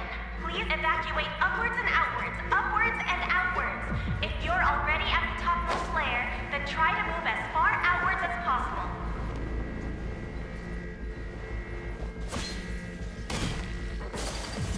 Attention! Please evacuate upwards and...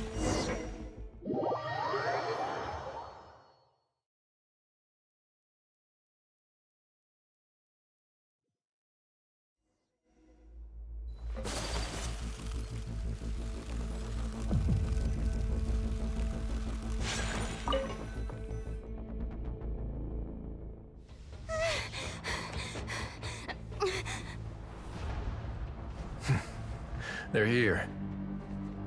Just like I said. What happened?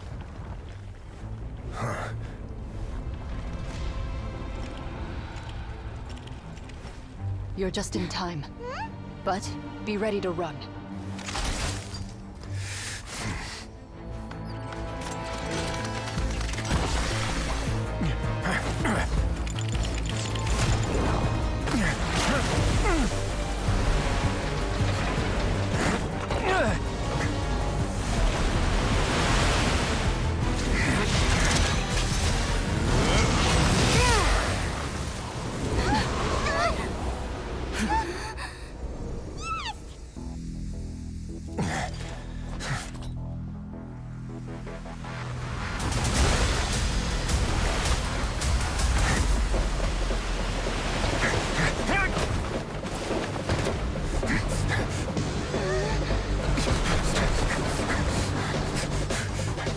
Three, 2, 1.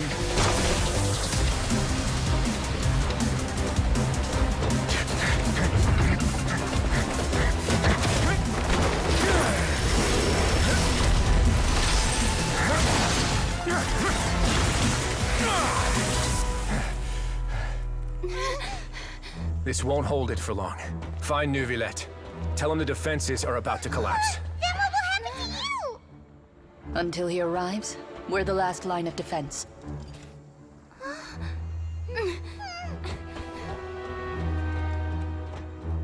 The gate. How long do you think it'll hold? That depends on us.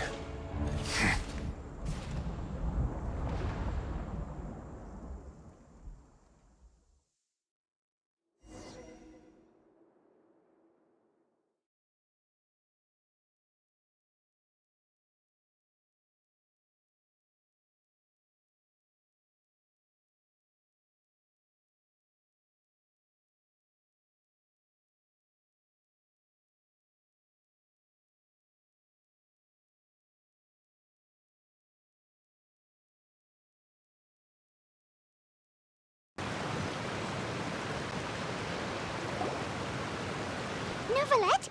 Why are you here? Traveler, I need you to head to the Opera House immediately. Farina will soon be meeting with the knave there.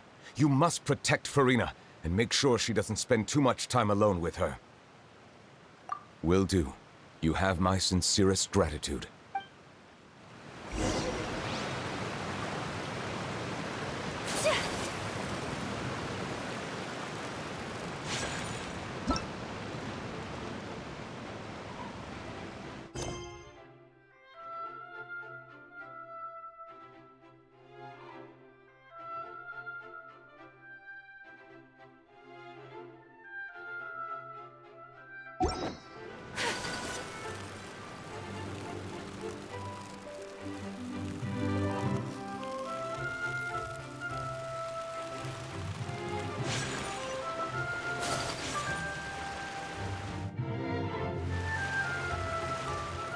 Look! There are a ton of Fatilian Palais Mermonia people over there! The knave is probably here already. We need to hurry! Are you two the traveler in Paimon? Monsieur Neuvillete has left instructions. Please follow me. Though I'm sure he's already explained, this should be a mostly cordial conversation, unlikely to give rise to violence. But it would be most appreciated if you could protect Lady Farina to the best of your abilities.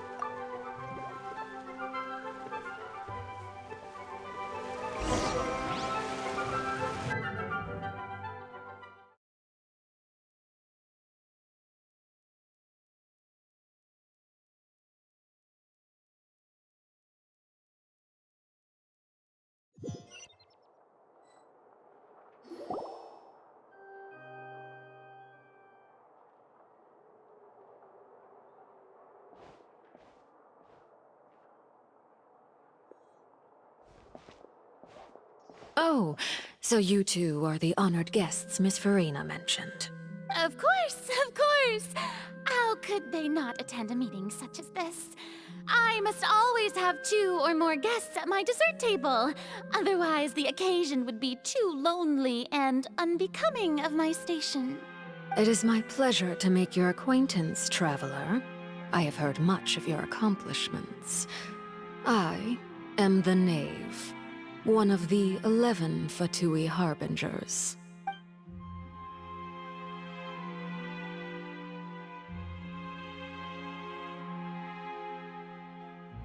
I've already prepared seats for you.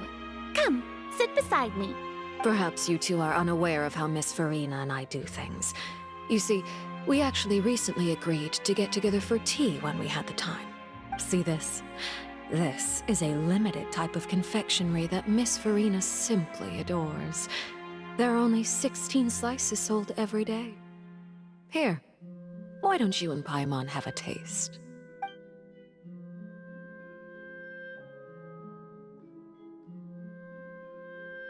Traveler, what do you think of this cake?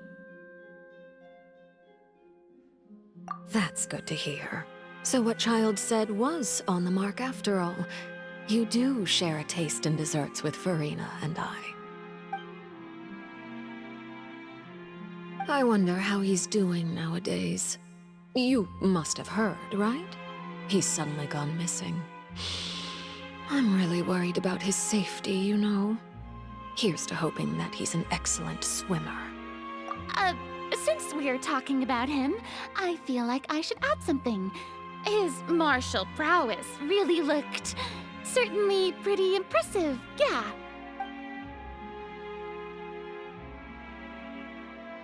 Oh, so you're also familiar with his aptitude for fighting, Miss Farina. Oh, right. I almost forgot. Childe was subdued by Eudex's Neuvillete right in front of you. Against ordinary people, my colleague would never be on the back foot. But alas, he just never imagined he'd run into such a person. I must express my admiration for Monsieur Neuvillete. Coming from you, that's not surprising at all. But I thought you would be happier to hear the news. Of course, but it's still a bit of a shame. You see, I would have been far happier had I received this news somewhat earlier. As you well know, a long time has passed since Childe disappeared. Well, in any case, there's no need to worry. We know for sure that Childe is still alive. Oh, and just how do you know that? Because we found evidence that proved he left the Fortress of Meripede. And where did he go after leaving the fortress? Well... The Fortress of Meripede lies deep beneath the waves. Unless he pranced right out of the main gate, he must have had to swim for it. Do you have any proof that he surfaced safely? Ah, that is good news at least. His sister Tonya sent a letter to Fontaine not too long ago. Since he was unfortunately unavailable, I picked it up on his behalf. Do you have any idea how he usually writes back to his family? Dear Tonya, your letter made me feel like we were still enjoying our time in Snezhnaya together. I'm currently admiring the scenery on the streets in front of the opera house. Is it something like that?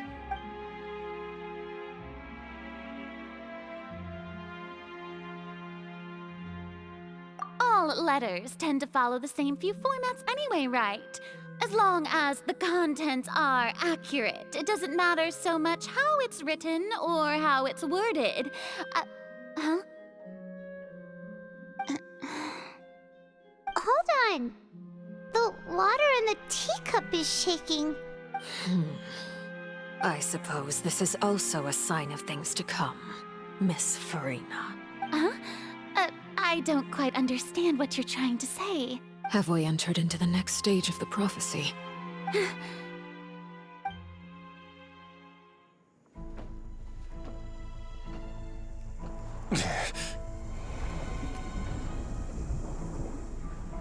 My thanks to you both. I will take it from here.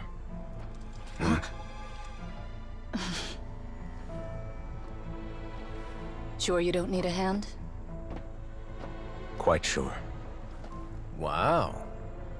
So, what's your secret, huh? Let me guess. Nah, who knows? Maybe it's just your sense of responsibility. Sounds about right.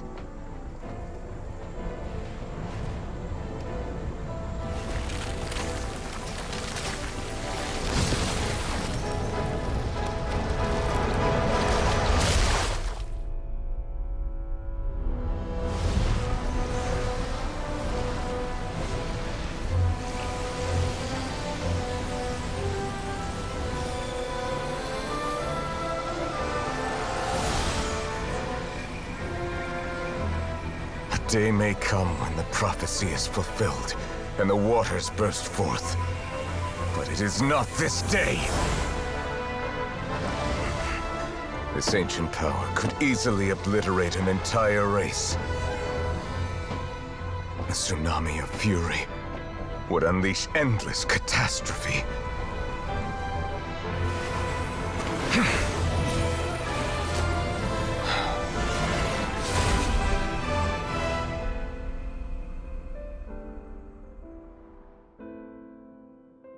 This sentence is too severe.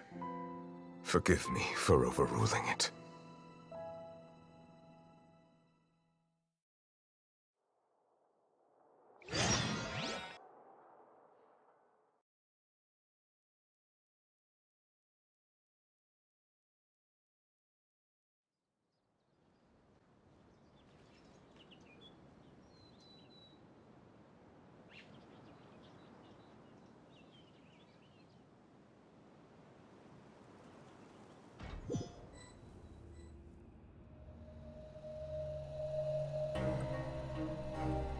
All right.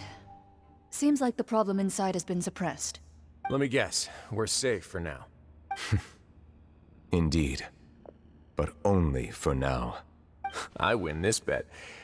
You owe me a present. Very well. It was indeed just as you said. You made a bet? We made a bet on the size of your entourage. Cloran thought you wouldn't come down by yourself. I figured you would have at least brought a few people along for appearance's sake. It appears I underestimated just how confidential the mission was. Shouldn't you have gotten used to confidential missions by now? That's just how the courts operate. So what gift must the loser give? Tea? He already has tons of tea in his office. I'm thinking about a set of legal codices. That wouldn't happen to be a dig at my lack of legal awareness, would it? Well, I'm sure His Grace doesn't consider the fortress to be outside the law.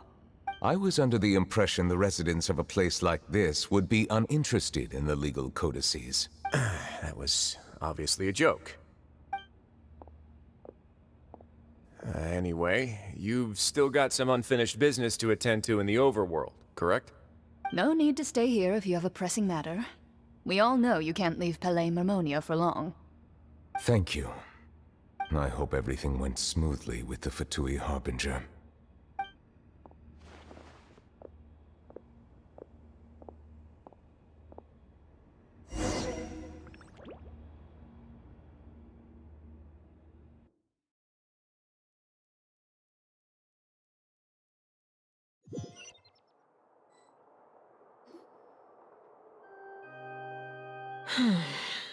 I must say, we've spent long enough playing house. Miss Farina, as the Hydro Archon, I am sure you understand the exact meaning of the phenomenon we just witnessed. Or should I say, that's what I originally thought. But looking at your expression, was I wrong? And you haven't a clue? What are you trying to say? At this point, I don't think there's any more need to speak as diplomatic representatives. Allow me to speak to you now as just a Fontainian. You know the prophecy by heart, and also that every part of it is being proven true. Yet, here you are relaxing, drinking tea, and eating desserts as if it's all nothing more than a few stray bugs in your garden. Do you really think that's acceptable? The prophecy's hanging above our necks like a guillotine. Every faction is looking for a way to either avert the disaster or save their own. Even the orphans of the House of the Heart have devoted everything to saving their homeland. But you? It beggars belief just how nonchalant and carefree you have been. From the very beginning, you, the god Focalor, you have utterly failed to take action. You're wrong. I've never ignored the prophecy, nor have I just been passing the time in self-indulgence. Retract your accusation and stop doubting the wisdom of the gods with such absurd conjectures! I am not alone in my doubts, you know. All the children of Fontaine may be harboring the exact same thoughts right now. Oh, great Hydro Archon. How are you going to save them? Save us? How are the people you've sworn to protect supposed to survive in a land that will soon disappear beneath the waves? I have my ways, and I've been working on them for all this time. Even if you look down upon me, you have no right to judge me. Fontaine will be saved.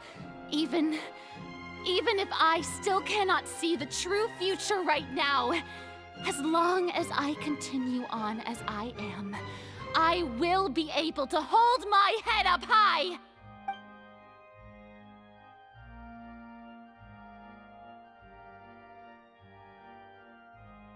Then I ask you, Miss Farina, just what have you been working on? Where can we see it, and what is it doing to help?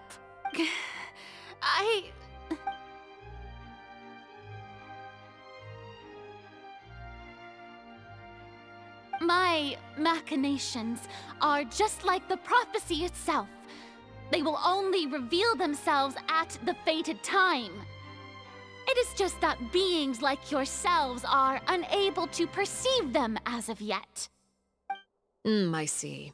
As a god, the proof of your labor always lies beyond prying mortal eyes. Allow me to be so bold as to ask another way. Would it be possible for you to tell us the parts of your plan that are not confidential? Such as your emergency response plan for the impending disaster? An emergency response plan? Oh, that look in your eyes. Have you not even prepared one of those? The emergency response plan is also strictly confidential. Then allow me to jog your memory. Miss Farina, what is the purpose of your oratrice mécanique d'analyse cardinal? And what do you plan to do with the massive amounts of indemnitium that has accumulated over the years? The oratrice? It's just like it appears to be. So you also have no idea. If I'm not mistaken, someone's using it to prepare for something. But unfortunately, it would seem that someone is not you, Miss Farina. I first caught wind of this when Linny tried to investigate the oratrice in the Opera House.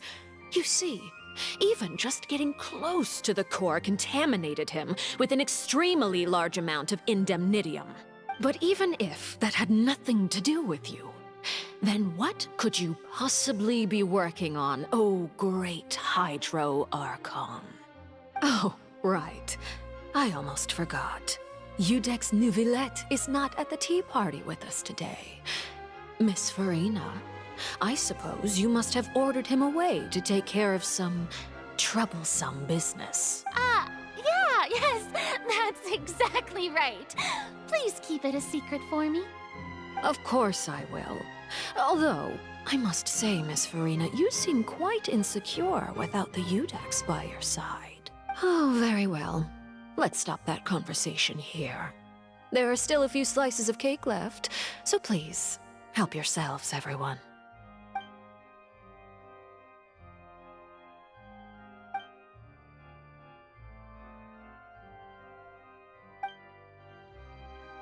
Traveler, I heard that you were recently commissioned to handle a few matters on behalf of the Udex. Why don't you take an extra slice of cake? Those who work hard deserve gratitude and praise. You too, Paimon. Thank you. Paimon will take you up on that offer.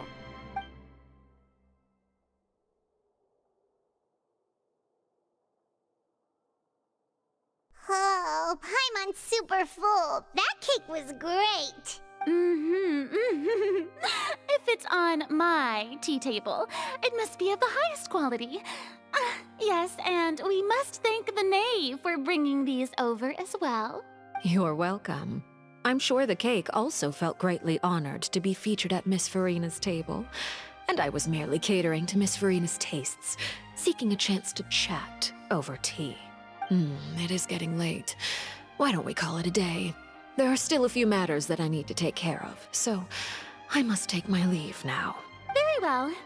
Mind seeing me off, traveler? We could use the opportunity to discuss Childe before I must be on my way. Paimon's coming too!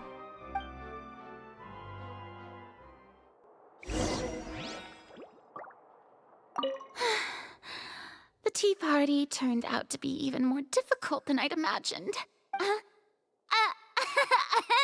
Why are you looking at me like that? Is something the matter? If there's nothing urgent, then I shall be retiring for now.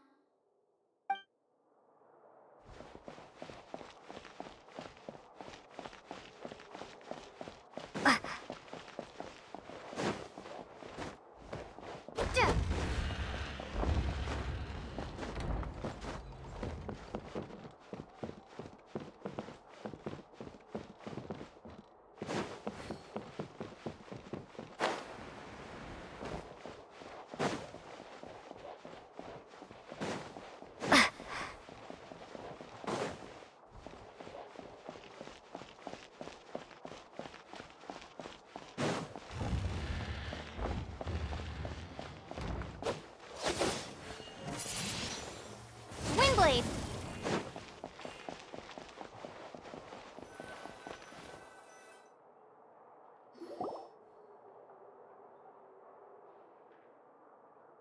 I'm glad that you were willing to come with me.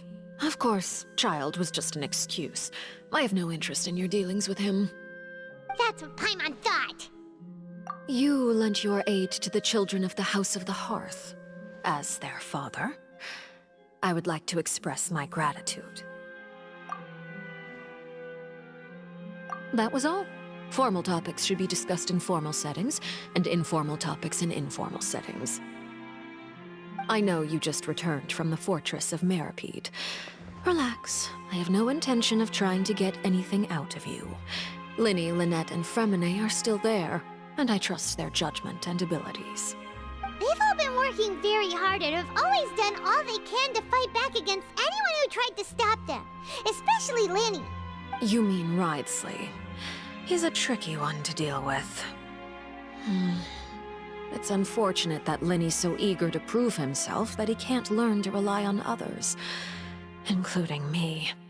By the way, and you can just consider this a bit of idle gossip, but what's your impression of Farina? You are outside of our disputes, and the freest person in all of Fontaine, able to move around most easily. Allow me to share my perspective with you. And that's everything that happened during the trial.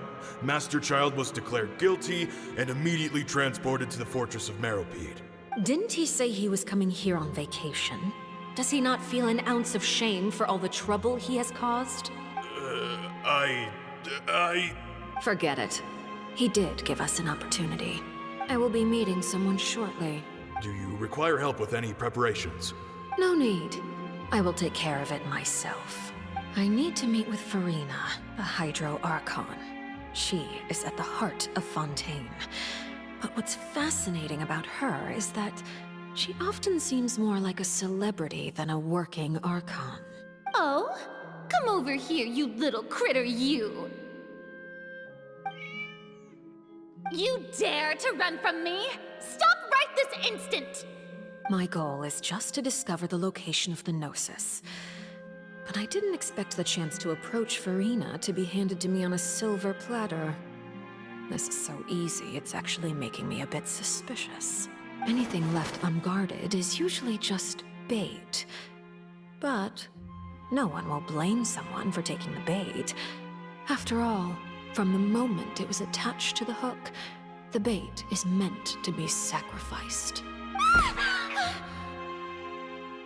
It's just as I guessed in the second before I struck. The Hydronosis is not currently held by the Archon. In fact, This Archon doesn't seem like a god at all. And I sense that she's under some kind of curse. Who are you? And what are you trying to do? Please don't kill me. I'm begging you, please.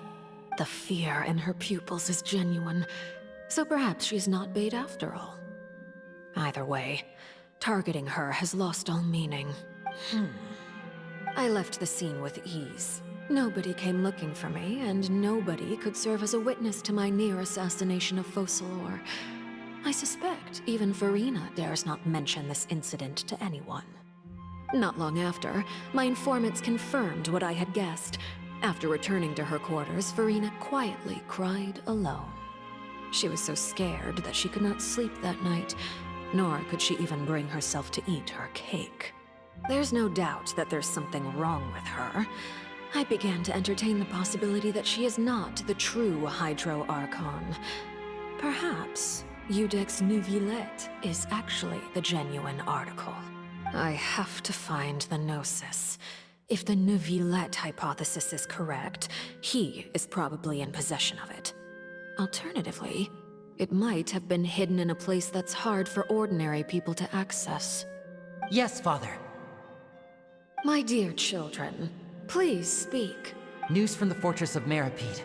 Master Childe has gone missing. On top of that, the contacts and guards we bribed at the fortress have all gone quiet as well. Probably the handiwork of that Ridesley. I'm afraid so. This is a good opportunity. The value of a Harbinger is much higher than most would imagine. We now have an excuse to exert diplomatic pressure on the Fontaine authorities. Set up a meeting for me. I would like to meet the Hydro Archon and Iudex Neuvillete. Oh, and I have an additional mission for you three. Yes, Father. Tartaglia's disappearance was not a part of my plan, but I can use it to make a breakthrough. With this as my excuse, I can ask for an official audience and continue my investigation of Farina and Iudex Neuvillete. The initiative belongs to the House of the Hearth. My wish to investigate the fortress of Meripede will be a front. Linny and his group will be responsible for the actual intelligence gathering.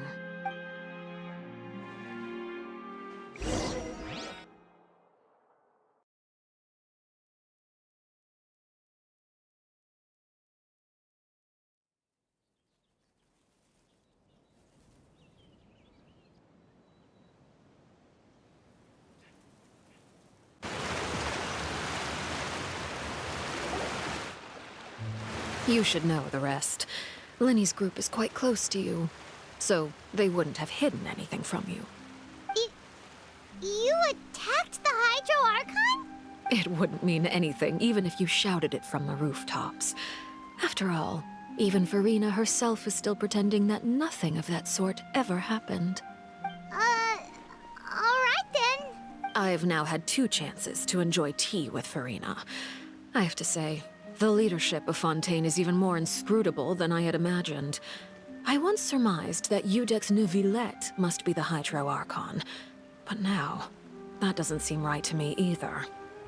I am a servant of Her Majesty the Tsaritsa. Over my years of service, I've learned how a real Archon conducts and carries themselves.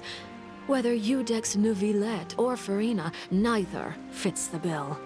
It's hard to imagine either of them as the Archon. Of course, that is all just how I feel. Gut feelings often do not require justification. It is, however, quite amusing to me that after all my years working in intelligence gathering, I've come to realize I am at a complete loss regarding the identity of the god of the land of my birth. Don't you think Fontaine is quite intriguing?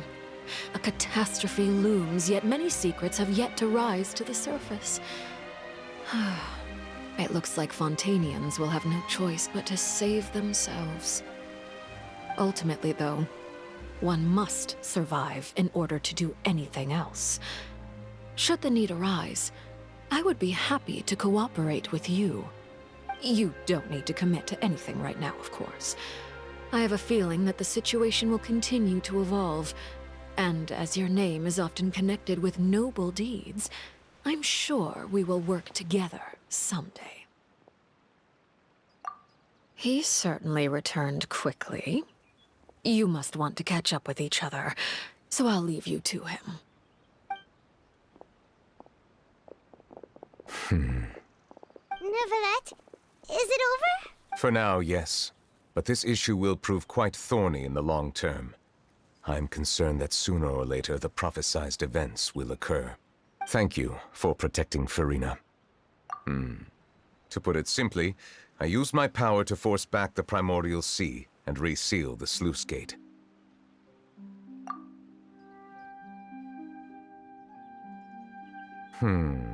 So as expected, the knave has turned up the pressure on Furina. She's trying to feel her out, though I'm still unsure as to her motives. Permission granted.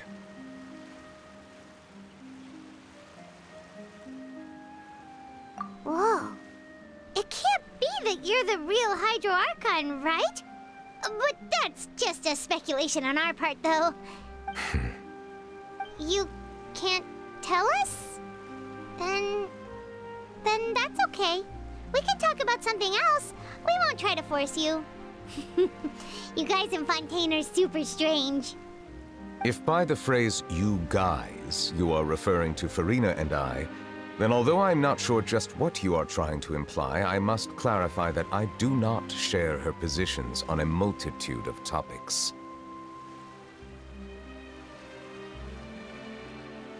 I believe so. The fortress has a long and complex history. It has seen much grief and suffering. And now, another catastrophe will soon be upon us. I mourn this turn of events. Huh?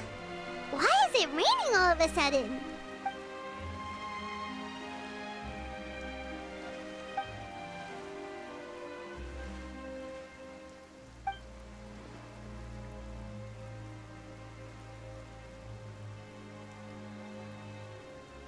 You may be closer to the truth than you think. Oh? And what are you thinking? The dragon of... what? Huh? Please do not be so surprised.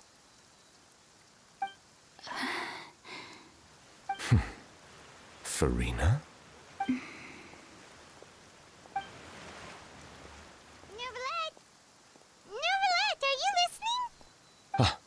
My apologies. We were just guessing randomly. We didn't guess right, did we? You're not actually the Dragon Sovereign of Water, right?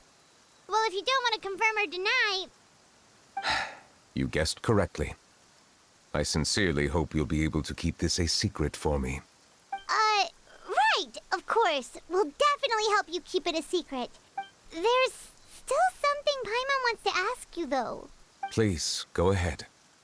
Well, if you are the Dragon Sovereign of Water, and you were able to force back the primordial sea from the fortress, then since Fontaine's prophecy is all about seawater, couldn't you just use your power to solve the crisis? None of the currently living dragon sovereigns in the world, myself included, possess our full dragonhood. They say that when the first usurper arrived on Tevat, they seized a part of the dragon's power. Today, that stolen power is the basis of the Archon's authorities. There are 7 elemental Archons and 7 matching dragon sovereigns. The dragon sovereign of water who lived through that era perished a long time ago. As their successor, I know far less of that part of our ancient history. In any case, I believe I will not be able to do much unless the Archon disappears and returns their elemental authority to me. Given the status quo, however, I would recommend finding another way to deal with the prophecy. Oh, so even you can't solve it. I still have some urgent matters to attend to at my office. If you have any more questions regarding ancient history, you are welcome to discuss them with me at a later time. Please go right ahead. There's a place that Paimon wants to go too. Traveler, why don't we pay another visit to the Fortress of Meropide? Paimon is a little worried. We'll see you another time. Take care.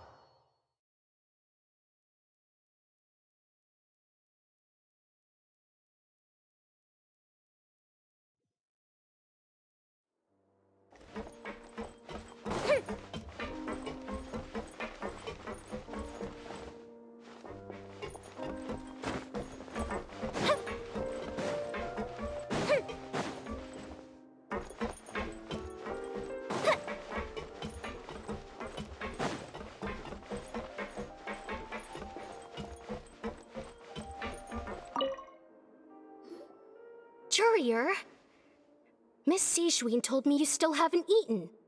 Yeah, I was working on something, so I forgot. That's no excuse for... Huh? It's you two. Courier, Lurvine, we're back! Hello there. It's been quite the mess here recently. How have you been? And you? Are you still taking the secret passageway from the infirmary to work on the ship? Yep. That is still top secret, though. So don't say a word to anyone. It can be a bit annoying when there are lots of people in the infirmary, but I still prefer taking that route over the one from the Duke's office. I mean, the infirmary does make it easier for you to slack off. Oh yeah? Then why are you also here so much? You two really are just using your jobs as a cover for your relationship, aren't you? Not at all!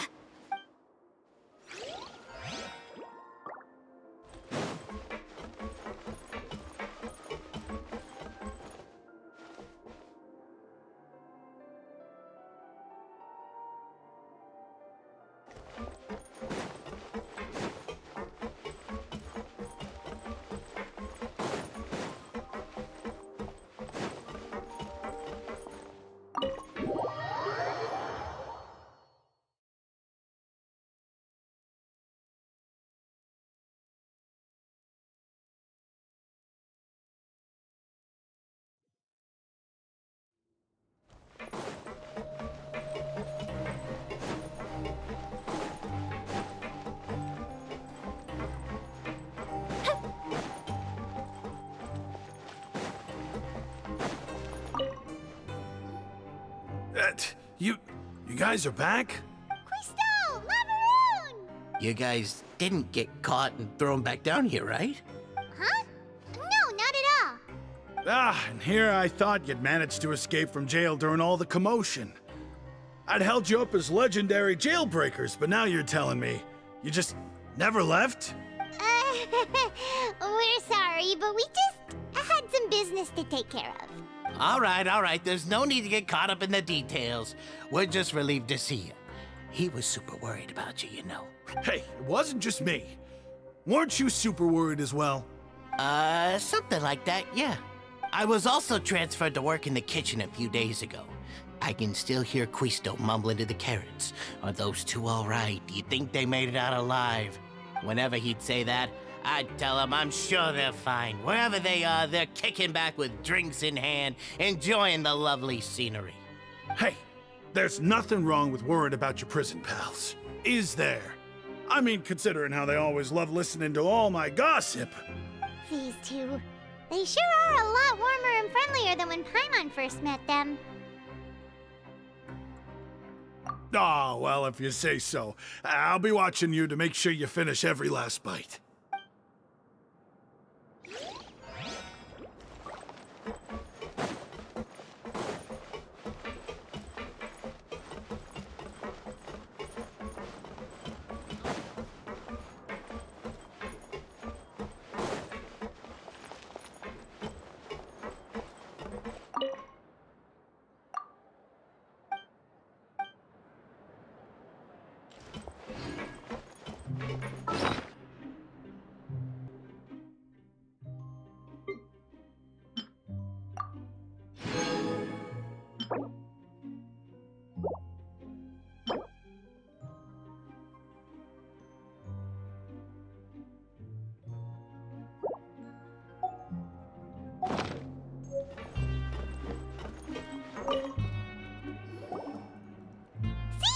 doing? Traveler, Paimon, you're back! Are you still doing alright? Did either of you get hurt? We're fine, but what about you guys? It was such a huge mess. How bad was it? A few people sustained superficial injuries, but that's about the extent of the damage. Monsieur Neuvillete paid us a visit. It was all thanks to him that we managed to suppress the crisis for the time being. Of course, we must also thank you for the help you provided. How did Neuvillete know that he was needed here? Well, Monsieur Neuvillete has strong resonance with the hydro element. When the water level rises, he can feel the waves produced. I ran into the bombshell bros while bandaging the injuries of the wounded. They were mumbling the whole time about how you just ran down without a word. I'm so relieved to see that you're both alright. If you're not too pressed for time, please stay with us a few more days. Just let me know if you get a craving for any particular dish, so I can have Mr. Wolsey get your meals prepared. Oh, and please feel free to visit the infirmary for a break at any time. I'd like to take the opportunity to spend some more time observing your facial muscles as well. Your happy smiles are quite contagious, you know. They're so memorable, and I've missed them immensely while you were gone.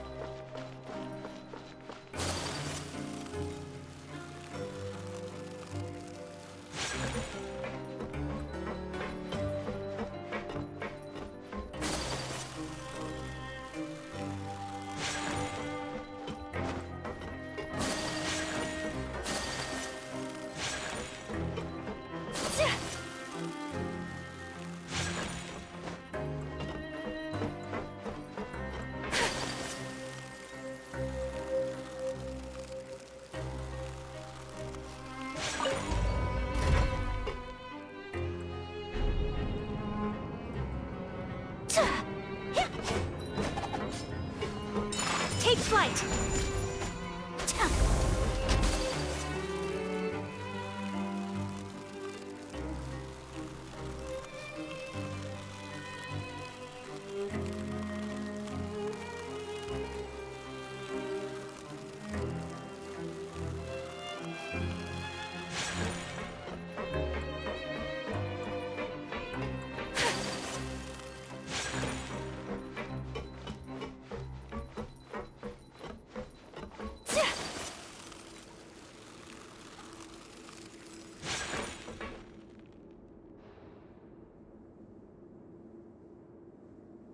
Now guess, what suit will this next card be?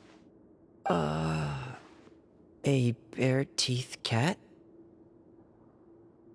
Well, well, look who it is. Traveler, Paimon. Hello, everyone. Looks like you're recovering nicely from it, eh? Mm-hmm. Thanks to everyone's support. Oh, right. I managed to work up the courage to thank Miss Clarant in person. Whoa, how did she react? She told me that it was nothing. It was as if saving a life wasn't a big deal to her at all. She also told me not to worry about it. She didn't want to stress you out, that's all. She's right, and it's best not to dwell on it. Yeah. Okay, but check this out. We went back to the opera house and we met the knave. You met Father? Did she say anything to you? She said a few things that were, a bit hard to understand. And also that she's looking forward to working with us in the future. Her attitude towards you is even better than what we'd imagined. That's fantastic. You should believe her. She has her own way of doing things, and she'll do everything in her power to help those she considers close, which now might also include you. Mm-hmm.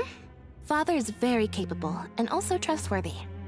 Oh, Paimon just remembered that she thought Lenny was a bit too proud as well. She said that you should learn how to rely on others sometimes. Got it. That does sound like something that Father would say. Hey! Are you going to stay here for the next few days? Looks like it, yeah. Excellent. I will host a tea party. For real? Then Paimon wants another serving of cake. Another implies that you were already served some delicious cake while you were up there. How lovely. Well, next time, you're going to have tea and snacks with us.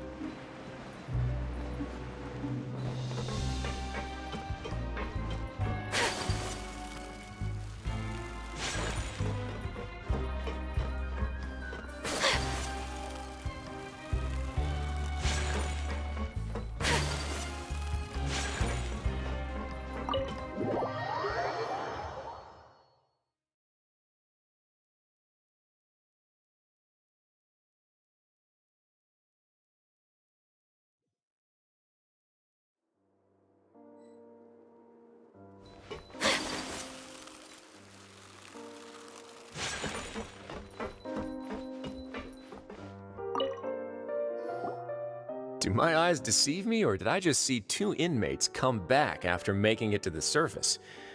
Some strange winds blowing of late. We wanted to see how the fortress is doing. Is everything still alright? We're fine, for the most part. Neuvillete came down and took care of the worst of it.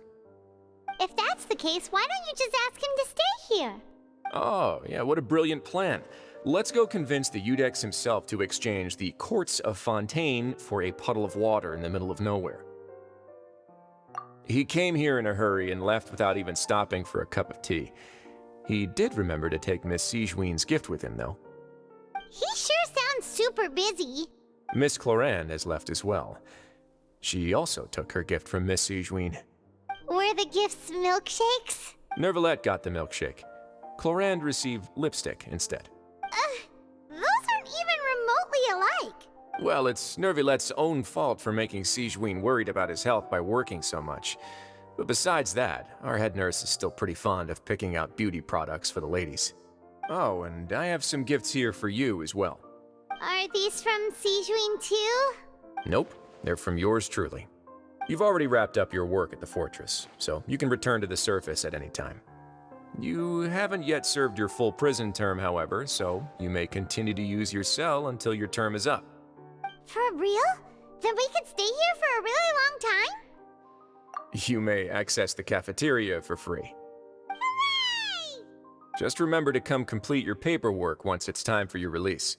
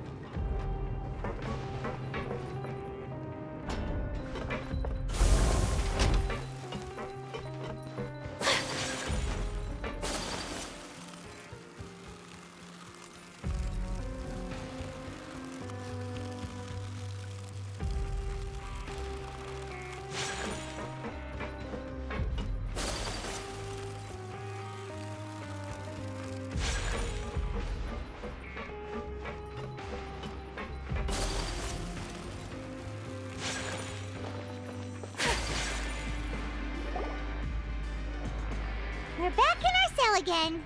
We're no longer prisoners, though, so it really doesn't feel the same. Being free sure feels pretty special now. Huh? How did you know?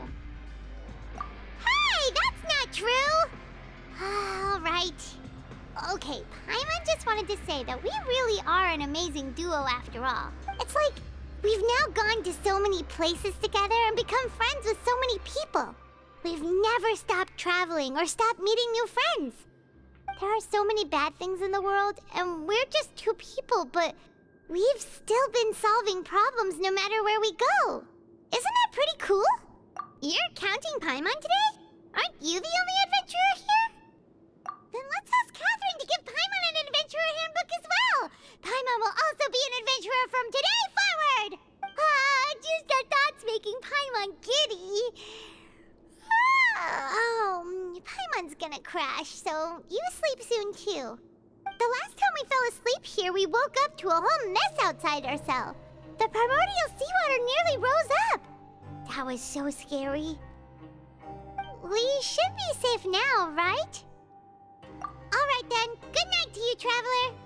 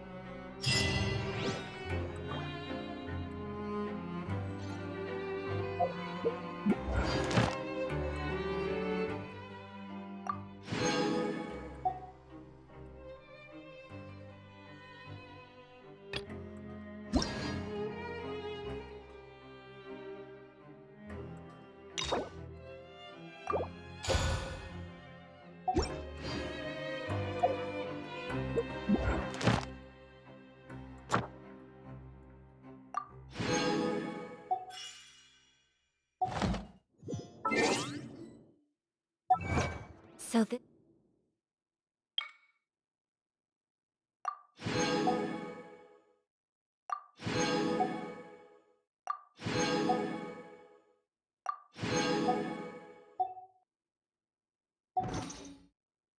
is a day in the life of the traveler.